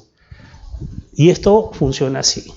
A ver, en materia de seguridad vial, ¿cuáles van a ser las capas? Decisión política de hacer la vía o no. El diseñador de la vía, ¿cómo fue que la diseñó? Hay una anécdota muy interesante y don Víctor Irureta se dice que le dieron a un joven dibujante que recién estaba trabajando en la entidad del Estado a que dibuje una curva, hizo una curva preciosa, amplia, que obviamente para que esto sea así tenían que poner ciertos espacios y un costo, ¿no? Y dijo, oye, usted está loco, ¿cómo es que va a presentar esta curva? Eso nos va a costar mucho. Y dijo, pues es que es la forma más segura de hacerlo. No, dijo, hágala más cerrada y ponga una señal de curva peligrosa. Entonces aquí tenemos que el diseñador de la vía tiene mucho que ver con ello, es otra capa más. El control de la construcción de la vía, qué material se utilizó, ¿no?, en la vía. El gerenciamiento del tránsito, es decir, la señalización, ¿no?, y cómo van los flujos y el uso de los vehículos en ese espacio. La gestión de la seguridad vial, ¿no? La gestión de la seguridad vial también corresponde al Estado, que en estos momentos lamentablemente no la tenemos, solamente salvo en unas vías concesionadas. La supervisión de la seguridad, es decir, no solamente la gestión, sino que existan supervisores de seguridad en todo lugar para ver, porque esto es un campo dinámico, cambia permanentemente. El control de los entornos inseguros, como en la Fórmula 1, en esta curva se salen, se despistan, pues pongamos elementos para evitar que cuando suceda ese despiste, porque sabemos que va a suceder, ¿no?, el daño sea mayor. Y el control de los errores de los usuarios, ya estamos hablando de las personas. Víctor nos pone un ejemplo, nos dice, a ver, circulaban por una calle, por una carretera en la cual había poca iluminación, un automóvil que llevaba a 8 jóvenes, o sea, 8 personas estaban en un automóvil, habían ingerido bebidas alcohólicas y estaban circulando por esa vía a una velocidad que bueno, no era la más razonable para esa situación y circunstancia. Resulta que la vía tenía un desnivel entre la calzada y la berma, de tal forma que cuando pasan por ese lugar, el hombro de la llanta, vamos a decirlo coloquialmente, muerde ese sarrinel y el conductor pierde el control, y además porque llevaba 8 personas y estaba ebrio, ¿no?, se despista y se estrella contra un poste, perdón, contra un árbol que estaba, un árbol tremendo que estaba al costado de la vía. Y se produjo la muerte de 2 de los jóvenes. Muy bien, mis estimados participantes, Si les pidiéramos que establezcan las causas de ese accidente, habrían todo un debate, ¿sí? Todo un debate. Y nos dirían, no, es porque estaban en estado de ebriedad. No, fue la velocidad, definitivamente. No fue el desnivel de la vía. Sí, pero si hubiera habido el desnivel y no hubieran todas esas personas, el conductor no hubiera perdido el control. No, entonces fue la iluminación, porque no le permitió ver que hubiese desnivel. Y otros dirán, no, pero fue el árbol, porque si él se despista, se va y no hay el árbol, no estaríamos hablando de la muerte de nadie. Entonces fíjense cómo cada uno de ellos representa una de las capas de seguridad. Entonces lo que dice James Reason dice, una de estas capas tenía un hueco. Ese hueco no de por sí solo no podía causar el accidente, pero la conjunción de todos ellos es la que finalmente produjo el evento. Entonces, dice James Reason de que tenemos las llamadas fallas latentes y fallas activas. ¿Qué son las fallas latentes? Son debilidades de las mismas originadas por las capas superiores que suelen permanecer indetectadas. Estamos hablando de queso suizo, ¿eh? Errores que cometen los operadores indirectos del sistema, como diseñadores, constructores, gestores y controladores. Claro, si nosotros vamos a ver, oiga, ¿qué se puede hacer para evitar ese accidente? Bueno, cambiar el resalto de la vía, ubicar ese árbol en otro lugar, poner una mejor iluminación, a lo mejor tener más control de que no hayan 8 jóvenes en un vehículo, a lo mejor tener un control de que no manejen en estado de ebriedad, o sea, fiscalización. Fíjense que cada una tiene una responsabilidad. Dice, las fallas humanas o las fallas activas a nivel operacional actúan de desencadenante o evidenciadora de las condiciones latentes. Ahora dice, fallas latentes, el entorno y todo lo que hemos visto. Fallas activas son actos o omisiones, incluyendo errores y violaciones a las normas, que traen consecuencias adversas, actos inseguros de peatones y conductores. Ok, las fallas activas son los actos inseguros. Tradicionalmente en la investigación se ha centrado solo en las fallas activas, es decir, en las conductas. Las fallas activas ponen en evidencia las fallas latentes. Reason plantea lo siguiente. Dice, los accidentes comprenden una combinación de condiciones activas y latentes. O sea, tenemos de las dos, no es solamente las conductas de las personas. Se produce cuando cierto número de factores permiten que ocurran, siendo cada uno de ellos necesario, pero en sí no suficiente para quebrar las defensas del sistema. Las fallas activas son solo síntomas y no causas de los problemas de seguridad. Quiere decir que las conductas no son las causas únicas de los accidentes de tránsito. Esto yo sé que es muy difícil de digerir porque siempre hemos dicho, no, a ver, la imprudencia del conductor, la imprudencia del peatón, la ebriedad, sí, hemos conocido como causas, y cuando hablamos del entorno casi no decimos nada, o a veces no representa ni el 1%. Cuando hablamos de las personas decimos cómo es que ocasionó este hecho. Y cuando hablamos del entorno decimos de qué manera contribuyó, porque pensamos que contribuye y no entendemos que es todo un sistema complejo. Dice, identificar y corregir las condiciones latentes, es decir, el entorno, ¿sí? En todo sistema, en vez de limitarse a realizar actividades focalizadas en minimizar las fallas activas. Entonces, ¿cuál es la fórmula de la seguridad vial? Bueno, revisar el entorno. Quitar esas condiciones en vez de estarnos ocupando de las conductas de los usuarios de la vía. Entonces, por ahí dejamos algo que es como parte de esto, la falacia del triángulo hombre, vía y vehículo. ¿Habrán escuchado esto? ¿No? Los accidentes de tránsito se producen por la interacción del hombre y la vía y el vehículo, siendo que el hombre es el responsable del 98%.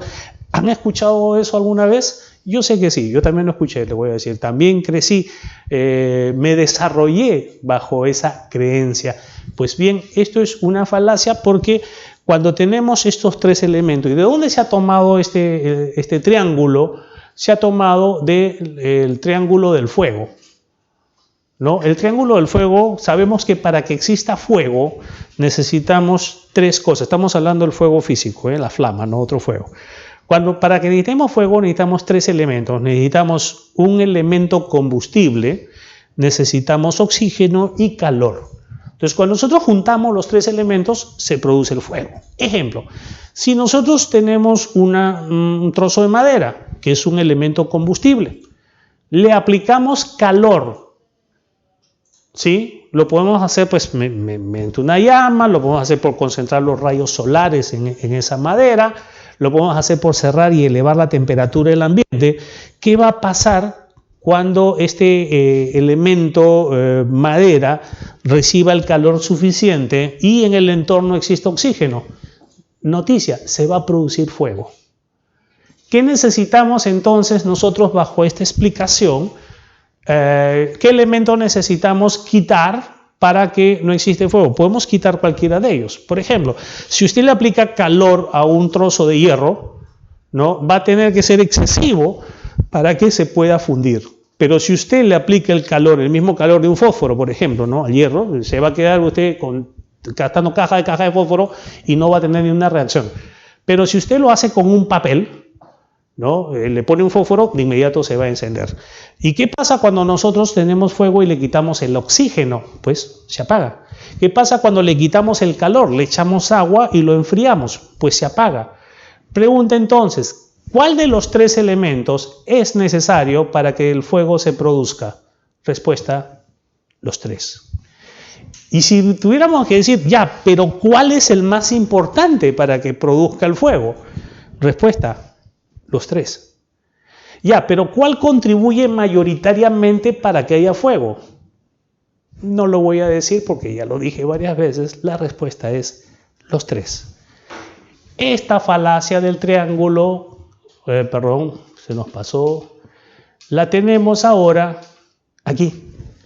Los accidentes de tránsito se producen por la interacción de tres elementos que son en la vía hombre y el vehículo, siendo que el hombre es el responsable del 98% de los accidentes, porque él depende también del mantenimiento de la vía y el mantenimiento de los vehículos.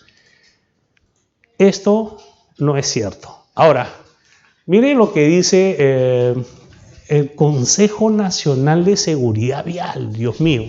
Consejo Nacional de Seguridad Vial, saben ustedes que bueno, ya no existe, existió en algún momento y por algo ya no existe. Que era el que realizaba este tipo de estudios, ¿no? Y nos decían que las causas que originaron accidentes son exceso de velocidad, imprudencia del conductor, ebriedad del conductor, imprudencia del peatón, imprudencia del pasajero. Recién, miren, con un bajo índice, ¿no? Dice falla mecánica 3%. Imprudencia del pasajero, no entiendo cómo es eso. Pista en mal estado, 1,45. Falta de señalización, 0,78. Mala señalización, 0,22. Entonces, para el Consejo, los accidentes de tránsito que tienen que ver con el entorno solamente ocupan el 5%. Y esta es la falacia del triángulo. Y esa es la razón por la cual nosotros seguimos teniendo ese alto índice de accidentes de tránsito en nuestro país. A ver, razonemos lo siguiente. ¿Ha escuchado usted alguna vez? Porque muchos dicen, no, es la conducta de las personas, hay que echarla, hay que sensibilizarlo, o hay que crear un sistema represivo y hay que tener penas más drásticas y hay que poner infracciones, hay que suspender licencias, hay que poner grandes multas, hay que poner prisión preventiva, hay que tener un juez especializado para que más rápido los mande a la cárcel a todos aquellos. ¿Saben qué, señores? Eso no va a disminuir o no va a terminar con los accidentes de tránsito. Y la prueba es que no lo hemos hecho. Sabemos que los señores jueces de tránsito, tienen el nombre especializado por una resolución. Porque, es una realidad. Si usted va a ser un juez especializado en lo civil, pues mínimo tiene su doctorado civil, ¿no? Y si va a ser en familia, lo mismo. Si va a ser un juez especializado en penal, ¿no? Tributario, ¿no? Y como juez especializado, pues va a tener que esos estudios. Ahora bien, juez especializado en tránsito, ¿existe dentro de la Academia de la Magistratura algún tipo de preparación especial o especializada para tránsito? No, pueden existir capacitaciones, lo sé, pero de que sea verdaderamente especializado en el tema. Entonces, miren, si todavía manejamos esto de la falacia del hombre vehículo, si todavía no entendemos esto de los entornos inseguros, y esto es una cuestión muy sencilla de entender. Miren, cuando ustedes, aquellos que dicen que no, que esto se va a solucionar cuando tengamos pues cultura vial, que nos enseñen las reglas, que nos sensibilicen, cuando se enseñe desde los colegios, y ya pues los especialistas de seguridad vial dicen no. lo que tenemos que empezar es a conocer estos ambientes, entornos inseguros. Y aquí está la prueba. ¿Han escuchado ustedes hablar de la curva del diablo, de la cuesta maldita, de la intersección caserita en una jurisdicción policial? Cuando alguien dice, ¿sabe qué? Venimos a denunciar un accidente de tránsito. ¿Y dónde fue? En la calle Bolognesi con Tacna. Ah, todos los días ahí hay accidentes. Es algo que todos saben. Cuando ven los accidentes en las noticias, ¿no? En las noticias, cuando entrevistan a las personas, vendedores ambulantes que están por ahí, dicen, no, aquí hay accidentes todos los días. A cada momento, hace poco falleció una persona y hay hasta fatales. A ver, si fuera verdad lo de la teoría de las conductas, quiere decir de que todas estas personas son extremadamente cuidadosos, inteligentes y emiten juicios de valor apropiados en todo su recorrido. Pero cuando llegan a ese lugar, se nublan, llegan a ese lugar, pierden la razón, se transforman, se convierten, porque ahí, no sé, pues hay unas vibraciones extrañas que hacen que la persona se transforme y cometa actos imprudentes y se produzca. Entonces, ¿por qué los accidentes se concentran en determinados lugares? Es una pregunta. Bueno, respuesta, se concentran en determinados lugares porque el entorno es favorable para la producción de estos hechos. Pero si nos basamos únicamente en las conductas, no vamos a solucionar nada. Si estos entornos son inseguros, pues hay que hacer una intervención en el lugar. Ahora, ¿quién proporciona esa información de entornos inseguros? La Policía Nacional del Perú cuando investiga los accidentes de tránsito. Es decir, la policía investiga, analiza, estudia los accidentes para determinar su causalidad, pero lo más importante, para establecer los lugares o los entornos. Entonces, estadísticamente, si usted le pregunta, no sé, al policía de la SIAT, Sección de Investigación de Accidentes de Tránsito, una comisaría, ¿no? En donde en su jurisdicción ocurre más accidentes, él de inmediato se lo va a decir. Pero ahora bien, el estudio, el análisis de los accidentes va para identificar esos elementos y para proponer medidas de prevención, es decir, disminuir, ¿no?, la incidencia y disminuir, ¿no?, en lo posible la incidencia, pero sí disminuir la severidad de estos hechos. Entonces, eso es la finalidad de la investigación de los accidentes de tránsito. El accidente de tránsito no se investiga para encontrar al responsable, para el predominante o contributivo, que ya hemos visto, ¿no? Predominante siempre va a ser un acto humano, pues. Este es el otro error. Siempre predominante es un acto humano. ¿Por qué? Porque el hombre va a realizar. Entonces, ¿qué es lo que dice Reason? Dice, no, un momentito, mire, esas capas de seguridad, esos círculos se movieron y en un momento vino el acto humano y atravesó todas ellas. ¿Por qué? Porque se alinearon. Entonces, de por sí, cada una de esas fallas va a estar ahí siempre. No va a provocar necesariamente un accidente, pero cuando concurren varias de estas fallas en un mismo momento y hay un acto desencadenante, se evidencia, ¿no?, esas fallas latentes que siempre estuvieron ahí. Este es un estudio que no se realiza en la investigación de los accidentes de tránsito, porque se piensa equivocadamente que se investiga para denunciar o para servir a lo mejor a otros intereses. La investigación, a ver, vamos a concluir, tiene tres formas, en el método la investigación tiene tres fases o etapas.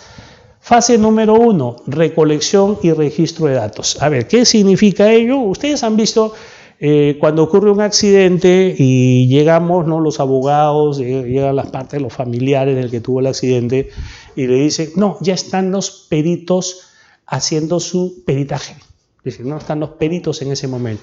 Entonces, ¿qué cosa es lo que están haciendo? Están haciendo la recolección y registro de datos. ¿Qué significa esto? Recoger, ¿no?, toda la información necesaria. La primera información es la información que hay en el lugar, es decir, los restos, los vestigios que luego de un análisis pueden dar a nosotros la noción de que son o que evidencian algo.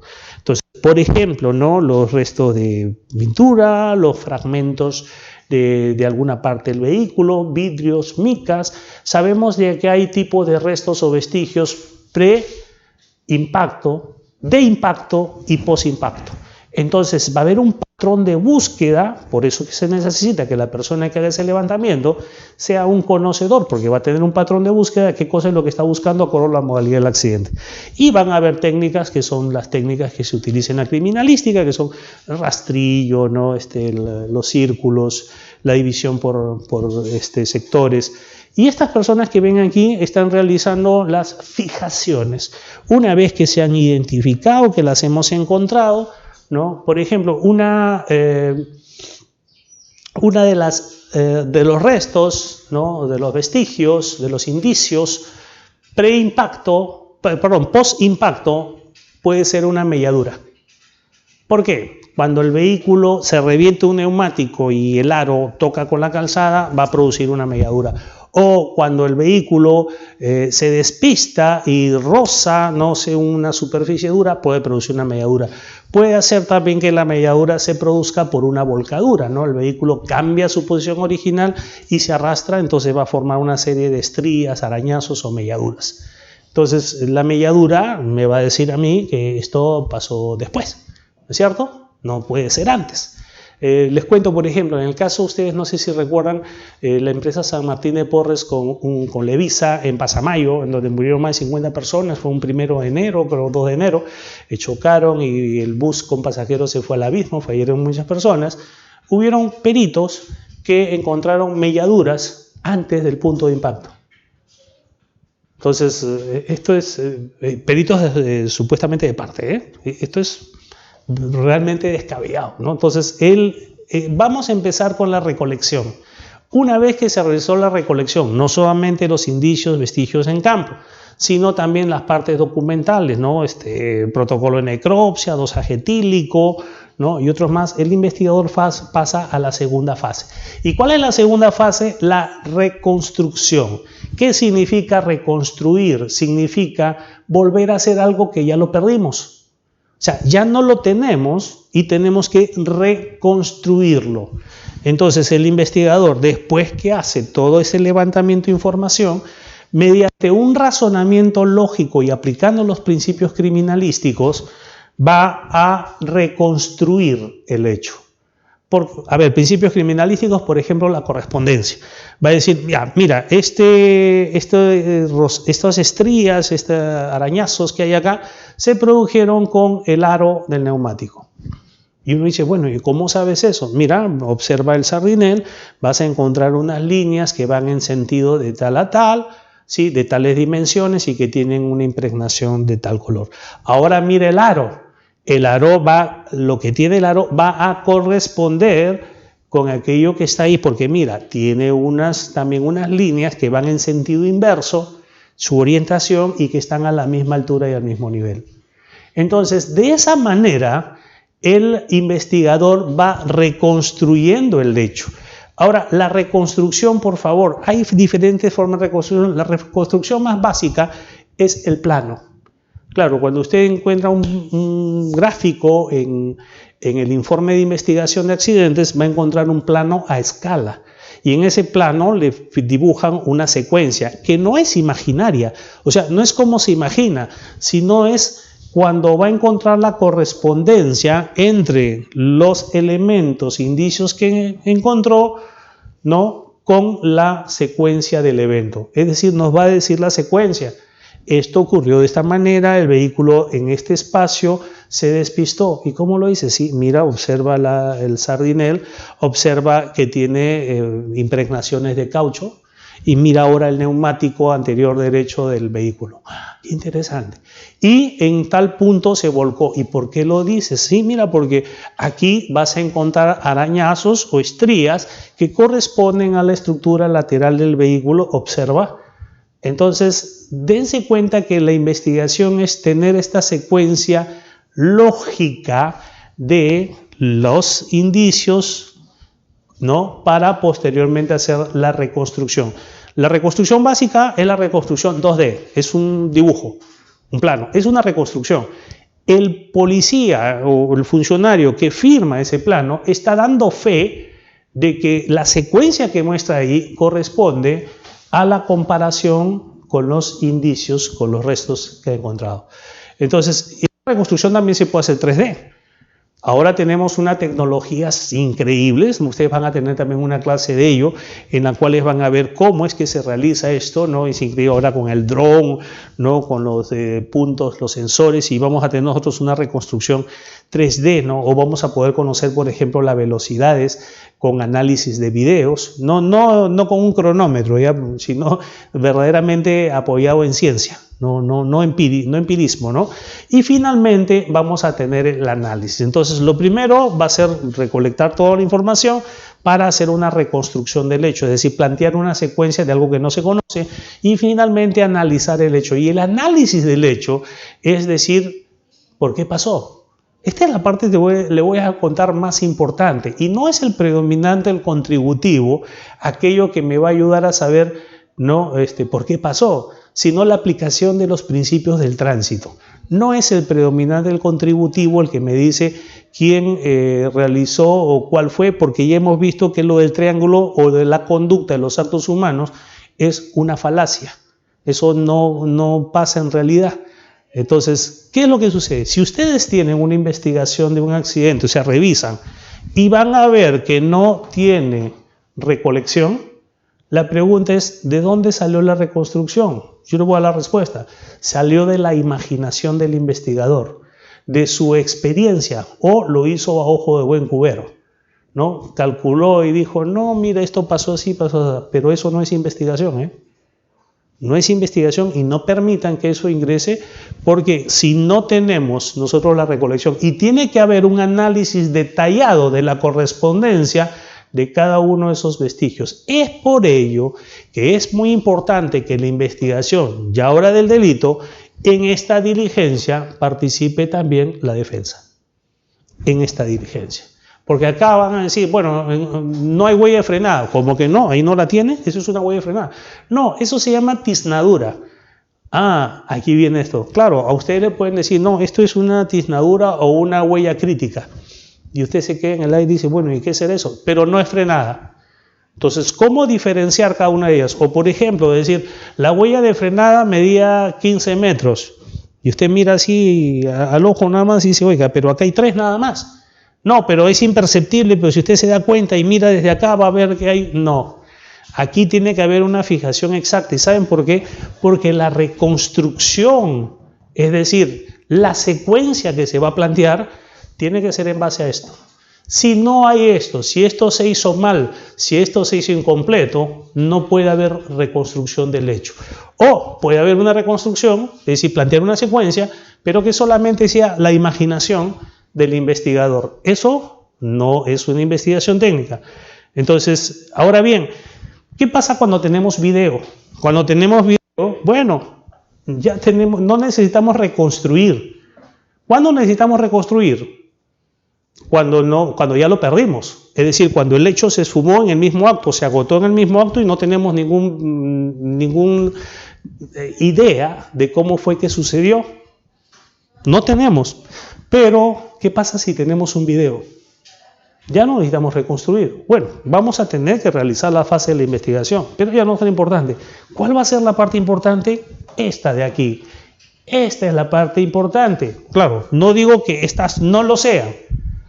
Lo son, porque, vamos, si llegamos como ese vehículo que vimos, esos 3 vehículos montados, y no hay un video por una carretera, pues vamos a decir, bueno, ¿cómo pasó esto? Llegarán los especialistas y aquí es muy importante la participación del primer interviniente, porque sabemos que esto ocurre en la vía pública y en la vía pública es un espacio que no es un espacio donde ocurre un delito que no se puede preservar, no se puede guardar en su mismidad por mucho tiempo, porque es un espacio que tiene que ser utilizado. Entonces, el primer interviniente tiene una labor muy importante. Primero, porque va a proteger el lugar. Segundo, porque se van a realizar estas diligencias de levantamiento de todos los restos, indicios o vestigios. Entonces, ya se están dando cuenta de que esto es una etapa muy importante, porque sin esta no marcha lo demás. No lo marcha. Entonces, tener una reconstrucción sin haber hecho esto, o, por ejemplo, ¿no? Otros casos, hay un levantamiento después de 2 días, después de 3 días. Y ustedes van a ver, lean el informe, la ITP se realizó, ¿no? El accidente fue el 20 y la ITP se realizó el 23. Oiga, basta con que sea el otro día, ya todo lo que encuentren en el lugar va a ser meramente referencial. No va a tener exactitud. ¿Por qué? Porque pueden ser elementos que se hayan generado a partir de otros eventos y no el que estamos investigando.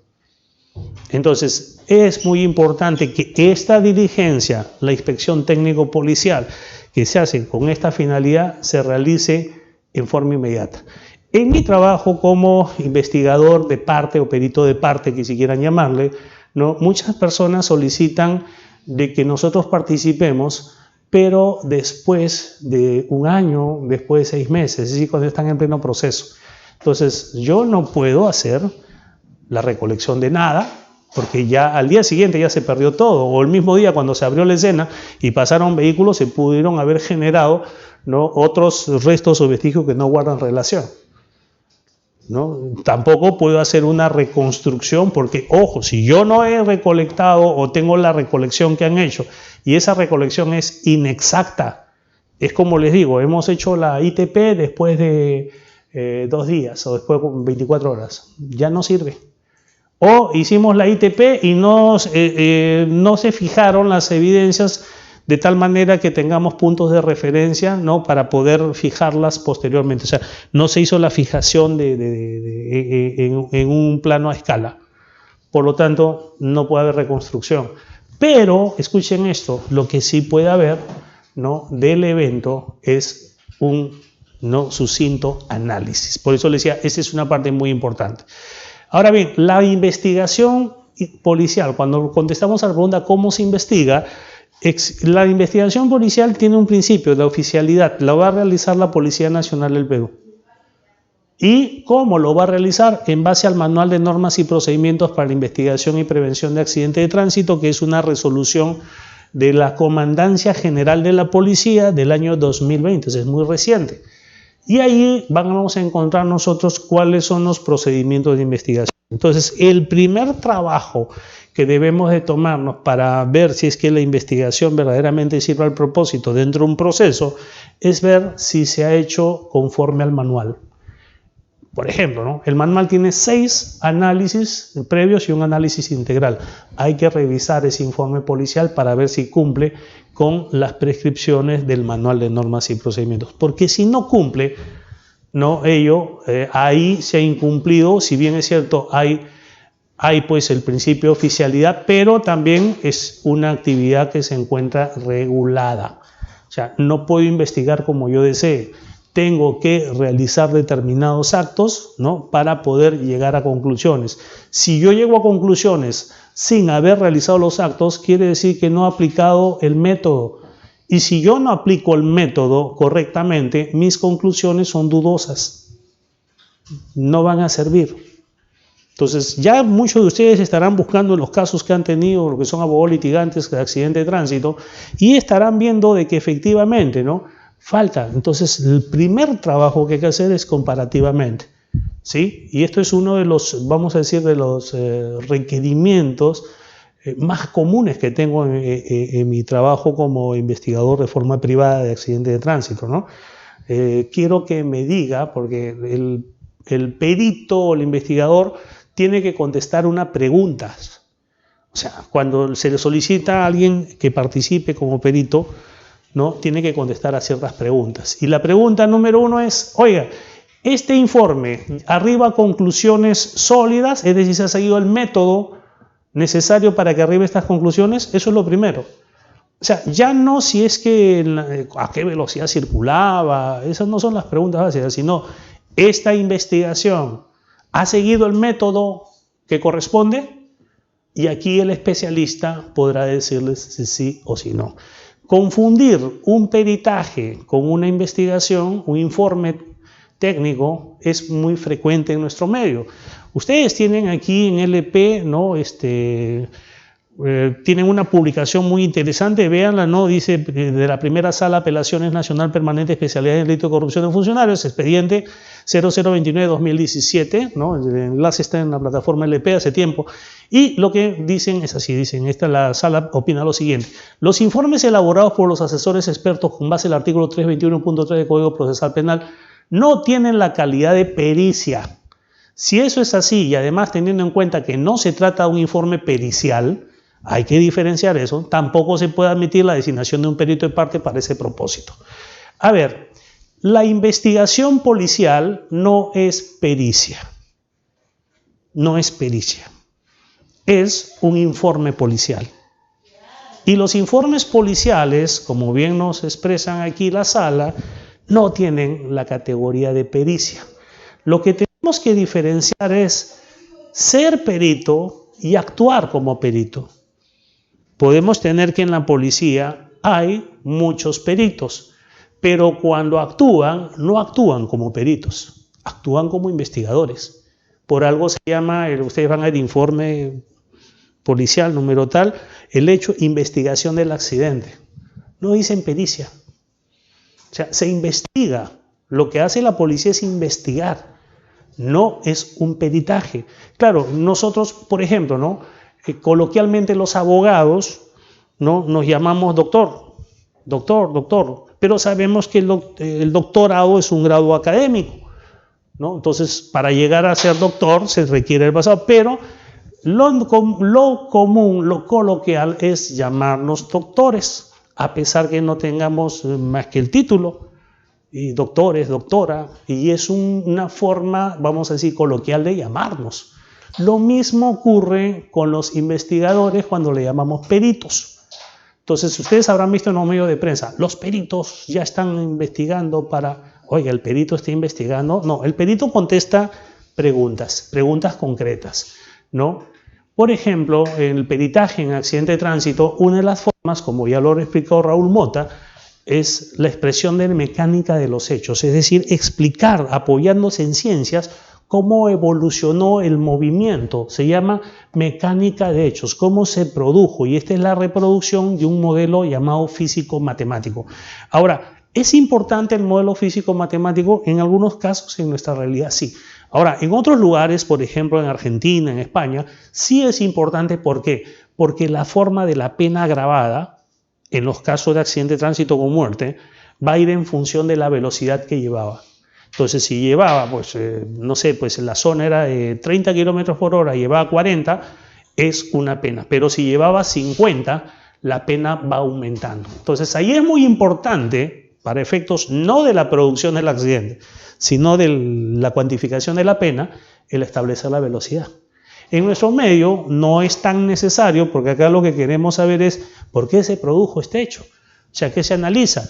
Sí, hay una forma, hay fórmulas, como lo ha explicado Raúl, que son fórmulas matemáticas, ¿no? Físico-matemáticas, en la cual vamos a contestar preguntas. A ver, quiero que entendamos esto.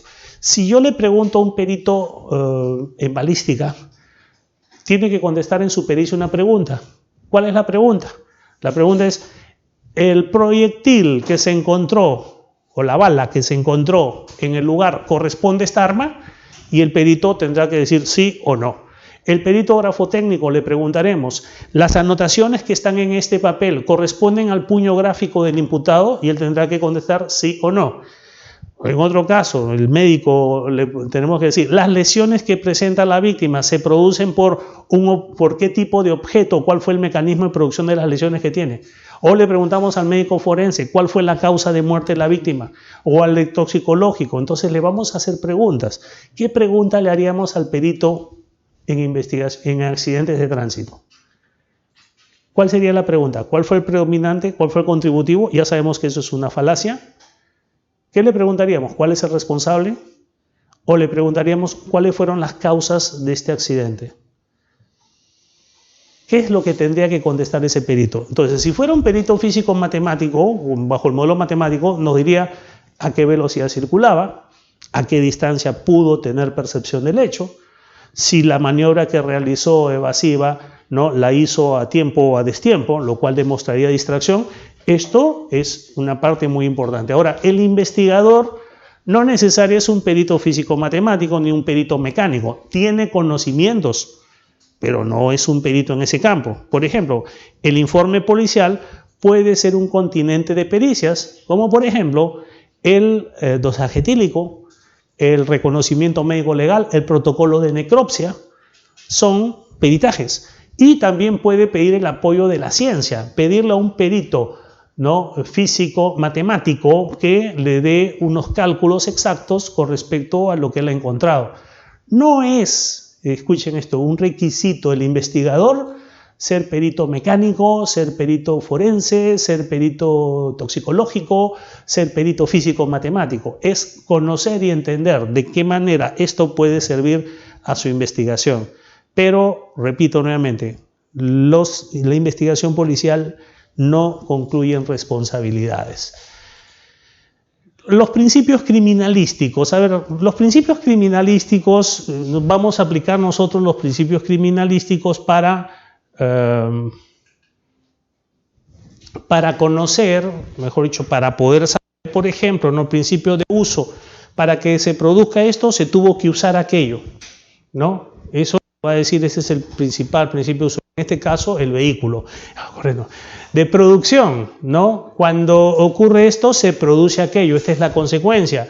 De correspondencia, ¿sí? Acá tenemos una correspondencia. Este daño acá corresponde a este daño de aquí, ¿no? De intercambio, cuando dos cuerpos toman contacto, intercambian parte de la materia o partícula de la misma. Entonces aquí vamos a encontrar pues estrías con un color, y aquí vamos a encontrar, ¿no?, también vamos a encontrar su equivalente que han compartido parte, ¿no? De probabilidad, decimos, oiga, si lo atropelló, por ejemplo, un cúster, no puede tener una fractura en el tobillo. ¿Por qué? Por la altura. Entonces, bajo el principio de probabilidad, esto no puede ser. De reconstrucción, como hemos dicho, en base a estos indicios se puede reconstruir el hecho. Y finalmente, de certeza, para saber qué fue lo que pasó. Estos son los principios criminalísticos que utiliza el investigador.